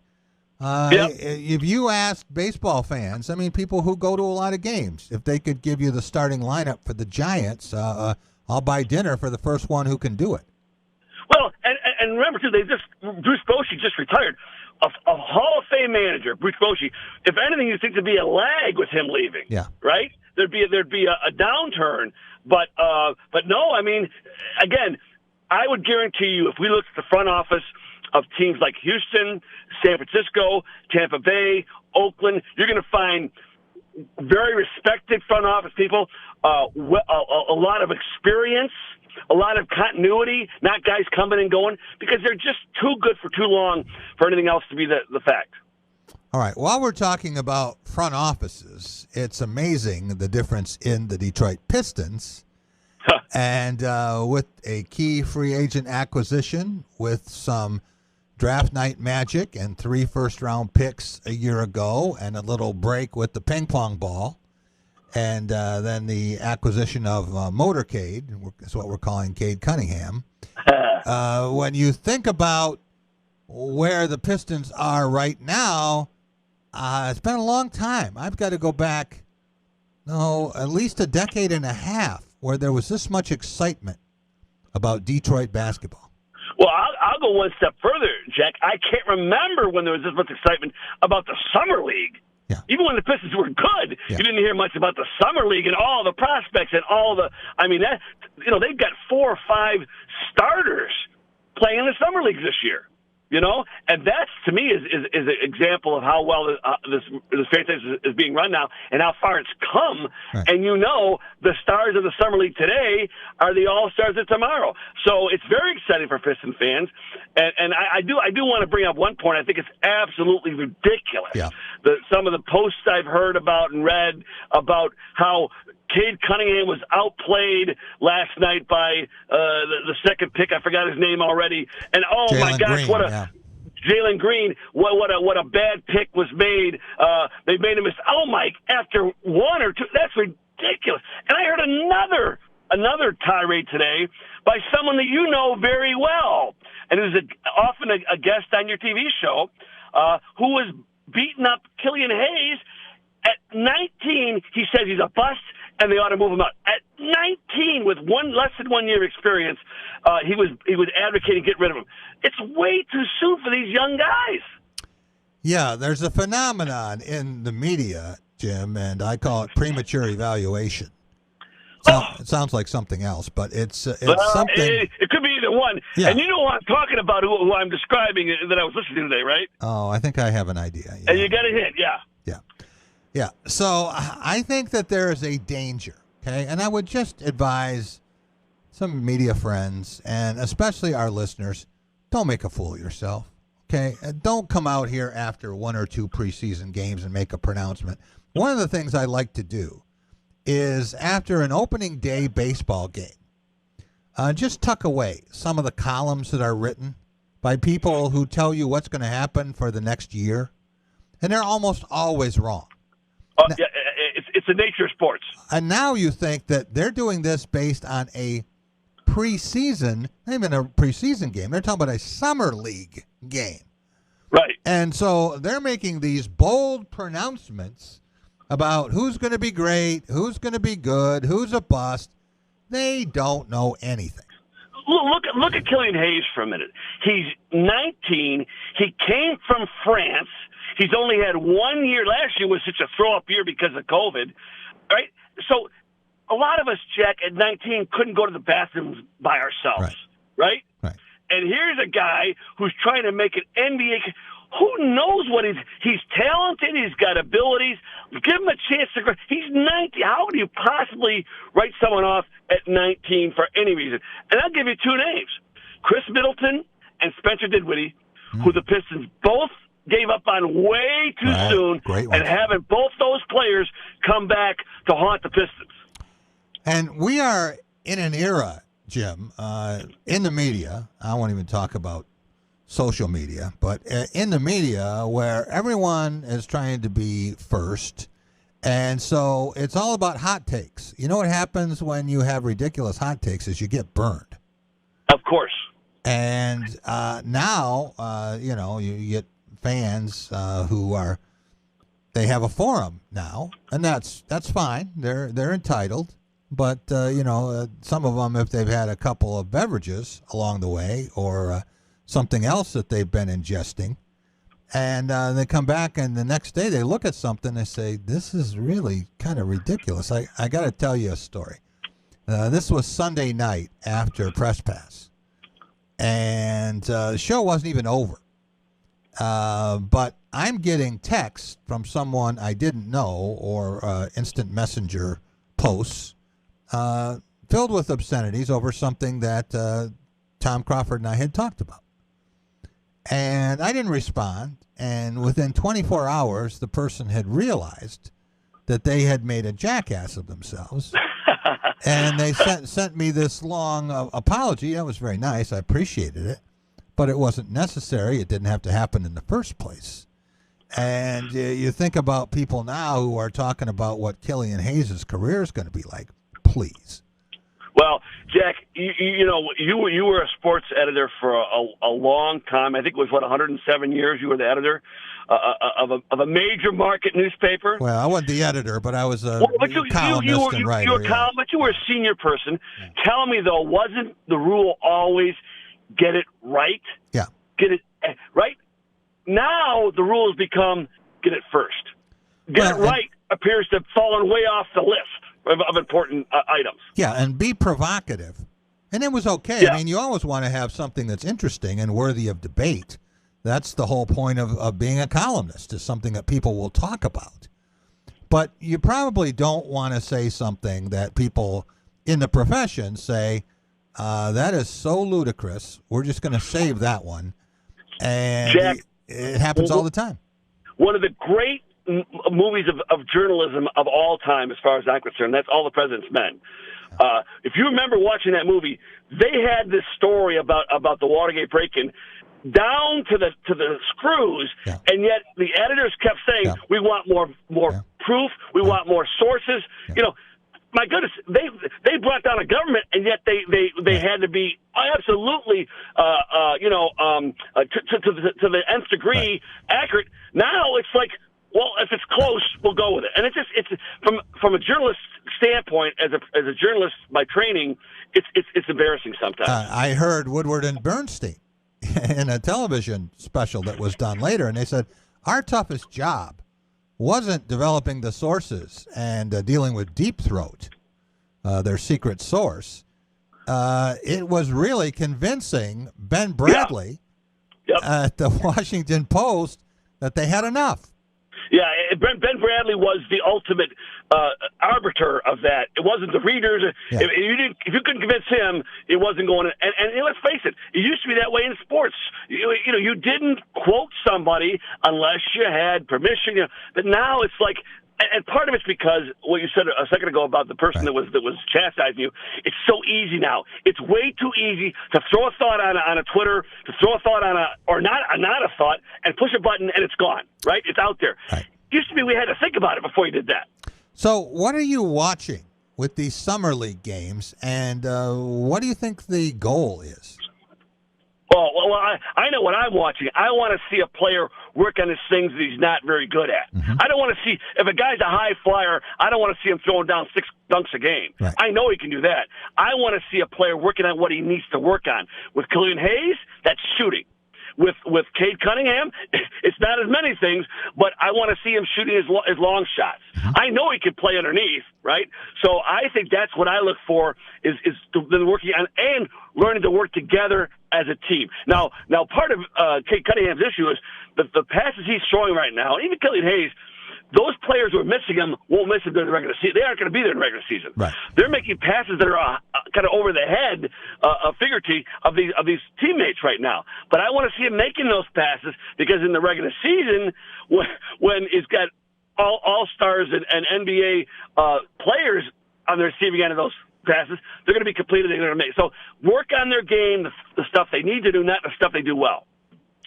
All right, let's switch sports again, Jim. And as our Detroit correspondent, you give us stuff all year long on the Tigers and Pistons. But I want to talk about the Lions heading into preseason game number 1. We only get 3 of them this year, not 4. But the Buffalo Bills are coming in, and you're not going to see Josh Allen. You're not going to see Stephon Diggs. You're not going to see any of those players. But what will we learn with this shortened preseason? Well, there's no question the first, foremost, most important lesson we're going to see is can this guy play quarterback? He's stepping in to fill some huge, like Matthew Stafford or not, he left huge shoes to fill. And so that's the first thing I think everyone's going to be watching for is how is this gap going to be filled going forward? I think the wide receivers, there's a lot to prove there. They have one, T.J. Hawkins is the only returning receiver. He's not even a tight end. Mm-hmm. So I think the receivers are a big deal. And defensive line. I think that's where the Lions have invested so much money is in the defensive line. And they're switching to a 3-4. I don't know what they call it, but I call it a 3-4, 3 down linemen and 4. So can those guys? And remember, they're switching some of their best players. Trey Flowers, Romeo Okwara, they're moving to linebacker. Can those guys make that switch? To me, those are the areas I'm going to be watching the most to see, even in a preseason game, is there progress? Is that a real possibility these things are going to be successful? Yeah. I wanted to talk a little bit about Jared Goff. And once again, there's a tendency to try to make a lifetime pronouncement about someone's performance, and it's usually wrong when people do that. But George Perlis always used to say, you're never as good as you look when you win, and you're not as bad as it seems when you lose. Yeah, that's nothing can be true in sports than the words of George Perlis right there, because that's so true. But I'll say this about Jacob Goff. I'm not trying to say we're going to see how good he's going to be, but you want to see how he handles himself in that role as quarterback of the Lions. Yeah. Life, Jim, for the most part, is lived in the middle, okay? It's a football game that's played between the 30s. And occasionally there's something so egregious or so tragic. And sometimes there's something so glorious and something you'll remember forever. But the majority of the time, you're trying to get a first down. So I'm thinking about Jared Goff, and when he came out, now he's the number 1 pick, and, he's the greatest thing that's come into the NFL, and people are talking about where he's going to be and, what year he's going to go into the Hall of Fame and all this junk. And then San Francisco is in the Super Bowl very early in his career. And people are saying, well, how many Super Bowls is he going to be in? And look at this. Well, he had a horrible game. He'd be the first one to tell you that against New England. So now the narrative shifts, and this guy stinks, and he'll never be any good. Yeah. And partly because the coach wanted him to do some things that he didn't feel comfortable with the new system. So suddenly, 49ers, excuse me, not the 49ers, the Rams. The Rams, Yep. Sorry. We know who you meant. Thinking of Jimmy Garoppolo, yeah. So the Rams can't wait to get rid of him, and now the idea is that this guy can't walk and chew gum. So the fact is, this year with the Lions receiving core, other than T.J. Hawkinson, there's no way that he's going to look great. You can take any quarterback in the National Football League and give him the Lions receivers, and it's going to take a hit. So I don't think you're going to know how good Jared Goff is. Let me say this. Though, in my defense, Jack. Yeah. You could watch Scott, the quarterback, the lefty for the Lions, Scott Mitchell. Yeah. Right. Yeah. You saw the happy feet every game he played. Right. Correct. You saw that some of these guys we've seen along the way couldn't stay in against the rush. So those are the kind of things I'm talking. Not necessarily the successes, but can they really stay in there and be an NFL quarterback? And those little things. Do they get chased by the rush? That's what I'm talking about. Does he take command of the huddle? I got you know. Yeah. But I will say this. I want to say two quick things about the Lions, though. I want to bring up to you, though. Yeah. One is I think Aleem McNeil, the defensive lineman, is a star in the making. I think they got a real gem in his pick. I think he's an athletic, much more athletic than maybe they expected. He could be a real breakout star. And the other thing to worry about, I think, is the kicking game. They've already made a change. They cut one of their kickers. They thought was going to help. Matthew Prater's leaving a huge hole. They've already cut Matthew Wright and brought in Zane Gonzalez. They got to find a kicker who they can count on to fill Matthew Prater's shoes. That's a huge situation that's going to be decided in these next 3 games. Yeah. What do you think of Prater? I liked him. He wasn't the most consistent guy, but he was exciting. And with the Lions offense, he could, once you passed the 50, you were in scoring range, right? He made the other team think about that. So I think he missed far more than anyone would say that, well, he missed too many field goals from forward, whatever it was. Hey, the guy was he's the greatest long-distance kicker in the history of the NFL. To me, that's the exciting part to have on your team. And you better find someone to fill that hole. What goes into a decision like that? Part of it's money. You can only allocate so much money to your kicking game. Part of it's because maybe the change in strategy with the new coaching staff.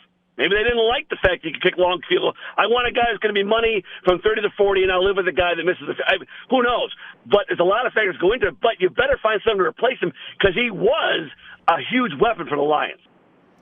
Well, I'll go a little bit further than that. I think if you go back, he was with the Lions from 2014 to 2020. I think during that period of time, and we're talking about 7 years, he was the Lions' best player. Well, just like Jason Hanson was, and just like Eddie Murray was before him. Yeah. Those two guys, for almost 40 years, were oftentimes the best offensive player the Lions had. Yeah. So whoever comes in has got a heck of a tradition to try to live up to with those 3 kickers over those past almost 50 years of great kicking, consistent kicking, and again, offensive weapons. I think I got the Lions' strategy figured out, Jim. They think they're going to score so many touchdowns that they won't need to kick long field goals. Well, let's hope that's their problem. Let's hope the fact they're wearing out the kicker's leg kicking extra points. I'm good with that. Frankly, I'm not seeing it. And, the over-unders that are projected in Vegas, I think they're optimistic with the Lions. Talk to Nick Bogdanovich. He thinks the Lions are going to be one of the great surprise teams. I'm not seeing it. I think it all comes down to defense, Jack. If Jeff Okudah could play like a 3rd overall pick, if this whole offensive scheme of the 4-3 defense clicks, if these guys that are moving around positions can adapt to the new positions, The defense is going to win games, not the offense. The offense might not lose them games. They ain't going to win too many. But the defense, if it's good enough, could win them games, and that might be the story of the season is the defense. Jim, thanks so much for joining us. Really appreciate it. Truth be told, you were going to be in studio today, and you're not, and you're the big loser. Because if you were here, I understand. Taylor Manson is in the house, ladies and gentlemen, along with her parents. It's good to see your dad again. And Taylor just back from Tokyo. And I know the thing she wanted to do more than anything else, more than be in the Olympics, was meet you, Jim. Not. I'll tell you right now, if that's even closer to the truth, Taylor Manson needs to get a whole new career going on, because what she did in the Olympics is far more important than ever meeting anyone like me. But I would say this, I offer my congratulations, and I wish I was there, Jack. Next week, you're at the bar the door to keep me out. I promise you that. All right, it's a deal. Thanks so much, Jim. Appreciate it. We'll be right back with Taylor Manson, Olympic bronze medalist, coming up on The Drive with Jack. As families and communities across Michigan gear up for an historic back-to-school season, Dean Transportation is looking for compassionate people to join their dedicated team of school bus drivers.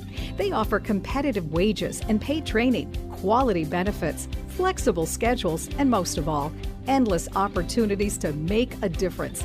Apply today at deanjobs.com to join this critical effort to help students return to learn this fall. deanjobs.com. At Culver's, we cook our butter burgers pretty much the same as you would at home. Only our 3-cut blend of fresh beef will do. Then you'll need to master our signature press and sear technique. You may want to practice a few thousand times. Add real Wisconsin cheese, top with a lightly buttered toasted bun, and serve yourself with a big warm smile. Better yet, come to Culver's and leave the whole cook-to-order butter burger thing to us. Welcome to Delicious.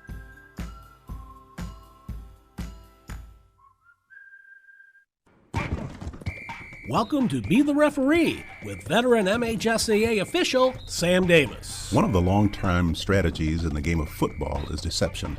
It has a lot of other names and most often goes these days by the name of trickery. Catching an opponent off guard can break a game wide open, but catching the officiating crew off guard is something you don't want to have happen, or else your big play may be blown dead inadvertently.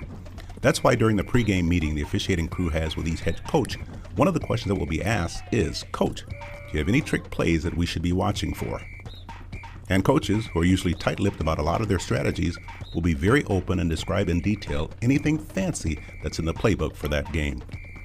This type of communication gets coaches and officials on the same page and ensures that when trickery comes visiting, only the opponents are surprised. Thanks, Sam. You can be a referee. Go online now to MHSAA.com to register. Be the Referee is a production of the MHSAA Network. Jack Ebling here with Forest Acres course manager Brian Harris. Brian, it's just about time for some new product. You've got them all here at Acres, and terrific club fitting. Yeah, we've got some of the best club fitting in the state of Michigan. We utilize the TrackMan technology with all the major brands. So if you're looking for clubs for yourself or that special person in your life, then we're the place to go. Lots of different manufacturers. Lots of different ones from all the major brands, Titleist, Callaway, Ping, and more. So please come see us for your club fitting today. Stop out at Forest Acres. Take care of your golf game. Jack Ebling here with my good friend Matt Sloan at Graph of Okemos. Matt, you got some new product, including electric vehicles. Yeah, we got a lot of new product coming, Jack. On the Chevy side, we've got the 2022 Bolt EV and all-new Bolt EUV, which is just redesigned from the ground up. We're really excited about that. That's going to be hitting a lot any day now. Next door at Nissan, we've got the all-new redesigned Pathfinder from the ground up. I got to sit in it recently, drop dead gorgeous. And then we have the 2022 Frontier as well, which is completely redesigned. So fantastic product coming, and we're really excited. Stop by and see Matt and company here at Graph of Okemos. They're making friends. At Culver's, we cook our butter burgers pretty much the same as you would at home. Only our 3-cut blend of fresh beef will do. Then you'll need to master our signature press and sear technique. You may want to practice a few thousand times. Add real Wisconsin cheese, top with a lightly buttered toasted bun, and serve yourself with a big warm smile. Better yet, come to Culver's and leave the whole cook-to-order butter burger thing to us. Welcome to Delicious.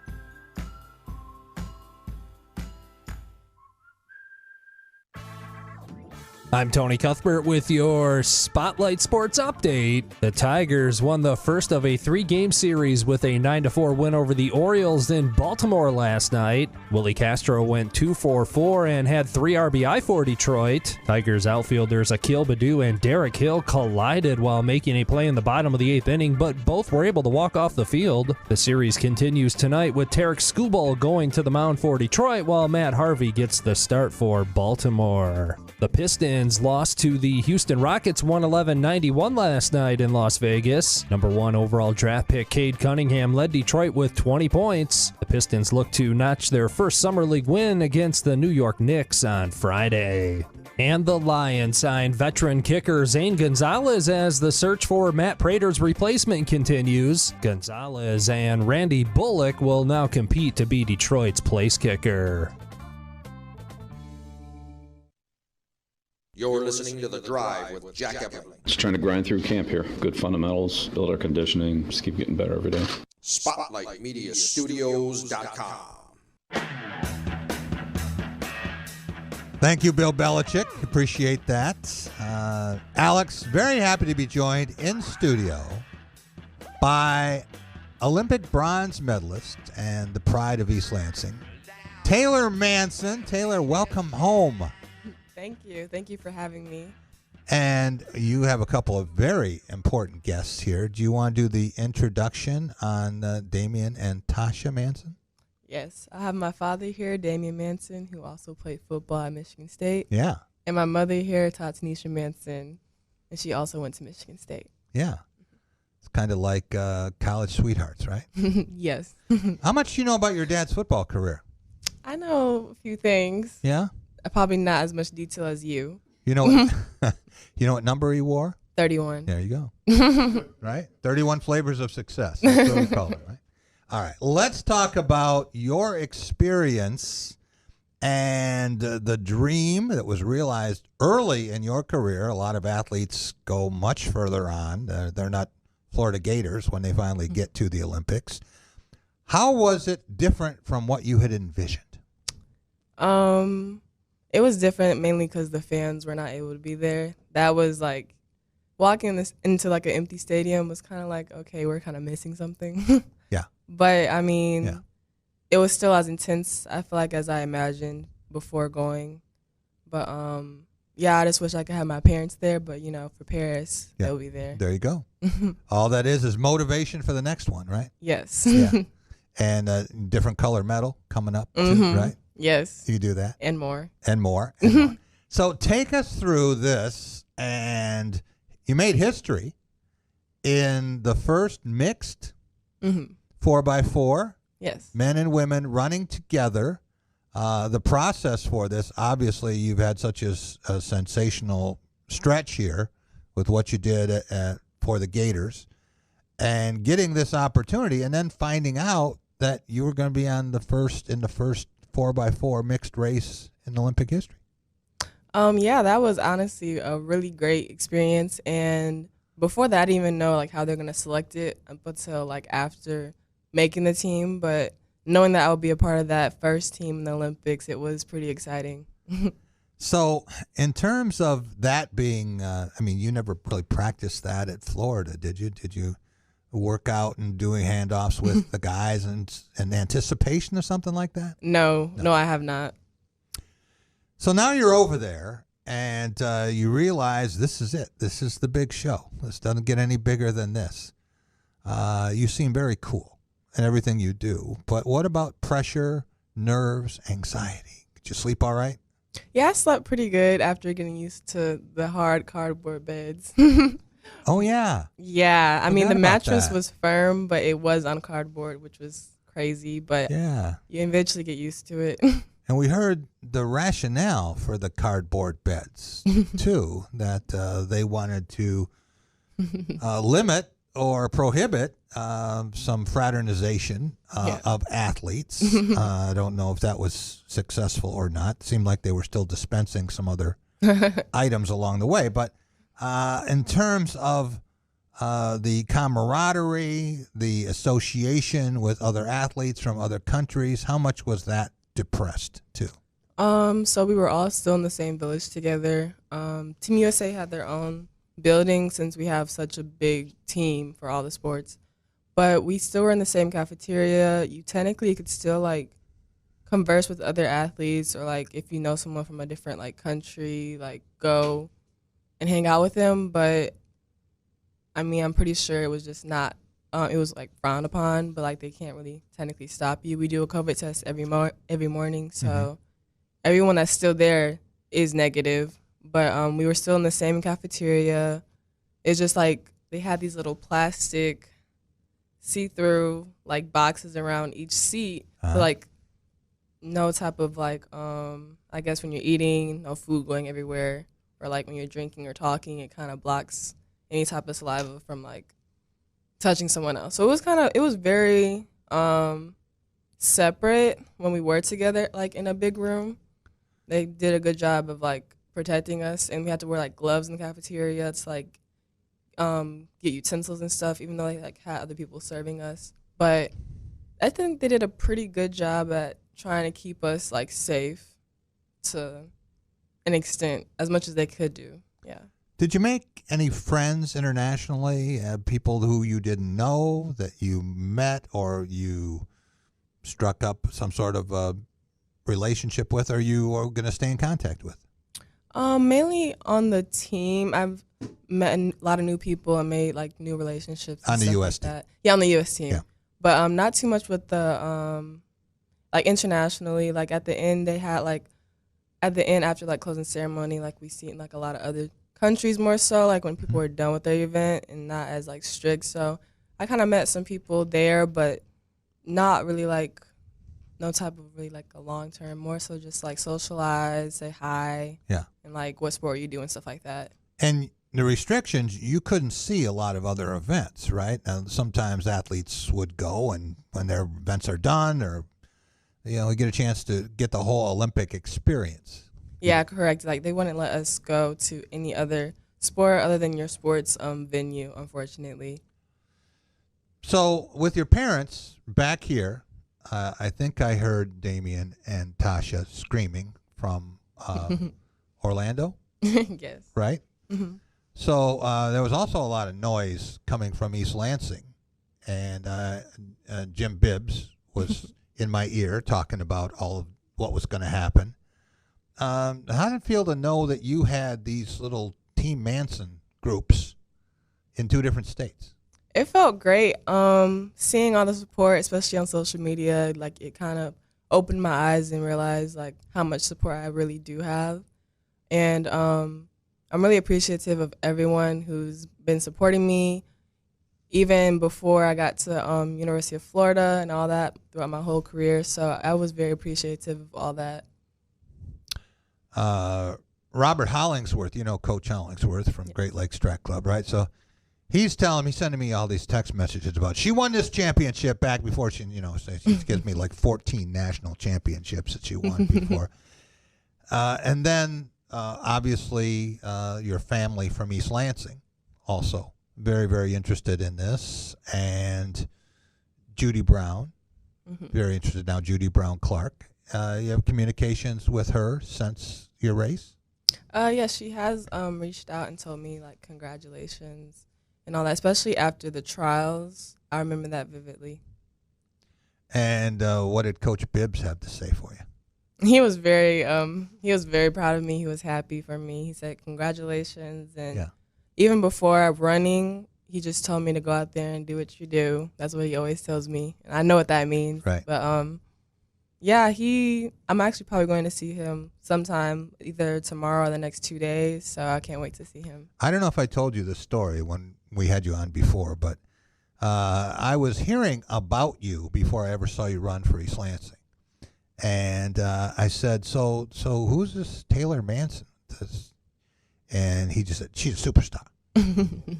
So he has an eye for talent. It was just maybe some more recruiting on his part. Can you talk about the event, the coaching, how it was all put together, when you knew what you were going to do, who was going to be on the team, and what leg you would run? Yes. So after I came back from trials and I was back in Gainesville, of course, my head coach was also the men's track and field head coach of the Olympic team. That's a good feeling. So, yeah, it was a really good feeling. So initially, I didn't know what leg I was going to run. So he was kind of having me practice, like, first leg with the baton coming out of the blocks. And then he had me just practicing, like a running out handoff exchange and then, like, doing, like, 150s or something. And I probably found out probably about a week and a half or so before leaving to go to Tokyo. That would be third leg. It was between second and third, but it came down to it, and he told me the order, well, the hypothetical order that it could possibly be. So training for that and coming up to, training for that up until Tokyo, it mentally prepared me really well. So by the time, I was able to practice handoffs with everyone and, get into the groove of things, it kind of felt like muscle memory. We didn't know much about the event. At least I asked some people and didn't know it was going to be women running against women. They're going to how it was all going to work out. But do you think this event has staying power? Are we going to see this become very popular? Yes, I think so, especially once, people get more familiar with it, because prior to the Olympics, they actually didn't have a rule of, having women and men on a certain leg before you could mix them. I mean, I did see Nigeria kind of throw a man in my leg randomly. It kind of surprised me, but it is what it is. Yeah. But before that, you kind of can just throw them around any leg, but usually it's supposed to be boy, girl, girl, boy for the order, and that's how it was for the Olympics for most of the teams, I guess you can say, that you've seen. Right. All right. What about the Open 400? And the future, it's bright, and it's a long way from over. Yes, it is a long way from over. I'm excited to see what I can do for the next 3 years for Paris 2024. And I also been talking to my coach about getting more into the 200 and running that more often. I kind of started focusing more on the 400, but this next year we're going to start focusing more on the 4 and the 2 as well. When Allison Felix was your age, she was talking about 2 Olympiads in the future. Can you talk a little bit about her and what she has meant to women's track and field? Yeah, she has meant a lot, especially when it comes to women's rights in the sport. She's been always an inspiration to me, and then especially being on a team with her was very it was a full circle moment. I used to watch her, and then I always wanted to be like her. What'd you learn from her? I didn't really get to talk to her personally, but watching her, what I learned is just to always believe in yourself and bet on yourself. Especially after this year, a lot of people kind of counted her out after she had, a child and all this stuff. Yeah. And she came back for her last Olympics and came back with 2 medals and all the events that she competed in. So that just teaches me no matter what people are saying about you, always bet on yourself. I've never interviewed her. I've always wanted to, but I thought that she is a really nice person, the kind of person who, if you reach out to her down the road for help, she'd be happy to help you. Yes, I get that vibe as well. And also my AAU coach, his cousin is her husband. So he knows her, and she's came to some of Motor City's practices. Unfortunately, I was not at that practice that day, but so I know that for sure if there's someone that I do want to come in contact with her or eventually meet her officially instead of just at practice, that I'll have that opportunity. I think back to lasting memories from these games, and the 2 open 400-meter hurdles races, men's and women's, probably stand out. You think about that men's race and just jamming the world record. I mean, the runner-up beat the world record by half a second. And then you think about Sydney McLaughlin and Dalilah Muhammad and what they did in that race. When you were watching them, what was going through your mind? Honestly, I was just speechless watching that. Not much was going through my mind other than just wow. And it's crazy what the body can do when you push it to its limit. And to see all those people, all 4, 2 men and 2 women, beat the world record by that time and still get second and stuff like that. That was very shocking to see, but it was also very inspiring. All right. when the race is over and you have your medal, the presentation has been made, did you sleep with it on? No, I did not sleep with it on. Actually, it took a few days for me to get my medal. Oh.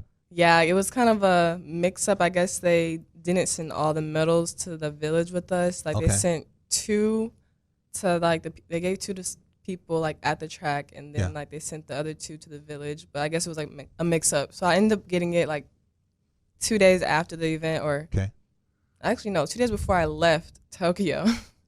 But when I did get it, on my way back home in the airport and stuff, I wore it for a full 24 hours. And my neck was kind of aching after because it is kind of heavy. It's bigger than people think, right? It is. It holds some weight. Yeah. Mhm. People say, oh, it's a medal. It's not like a medal. It's a medal. I mean, Yeah. it's like a manhole cover. Do you have a good picture of your dad with that medal on? Does he put it on? I don't think Did you he's wear put that? it on yet, No? so we're going to have to get that picture. No.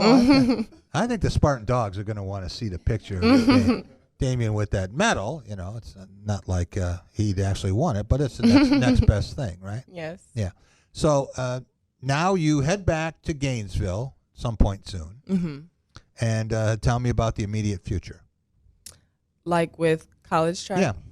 Immediate future, you know, I'll have my time off up until about the beginning of September. I'll start like lifting weights, and then like a little bit after Labor Day, around like the 20th of September, I'll start running on the track again. So it's coming up pretty soon. I'm gonna just enjoy these next couple of weeks not doing anything because I've been running for about 11 months straight. Right.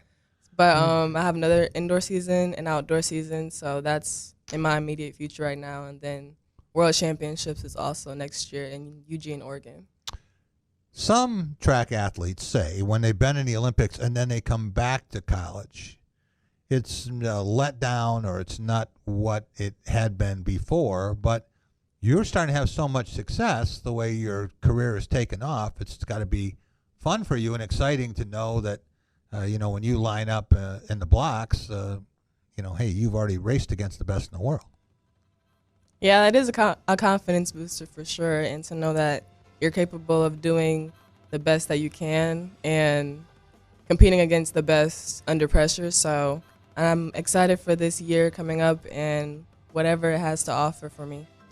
Well, thanks so much for coming in. It's great to see you, and congratulations on behalf of everyone here and all of the people in mid-Michigan who were cheering for you. I want to thank all of our guests today. Thomas Wilcher, now at Michigan State, and he seems to like the color green, so he wore it at Cass Tech, and very happy to be helping Mel Tucker's program. Tom Lang, who was here with the Long Drive segment, Valentina Rossi, Casey Luban, Paul Albanese, and Jim Stark. Thanks for joining us, everyone. We'll see you tomorrow.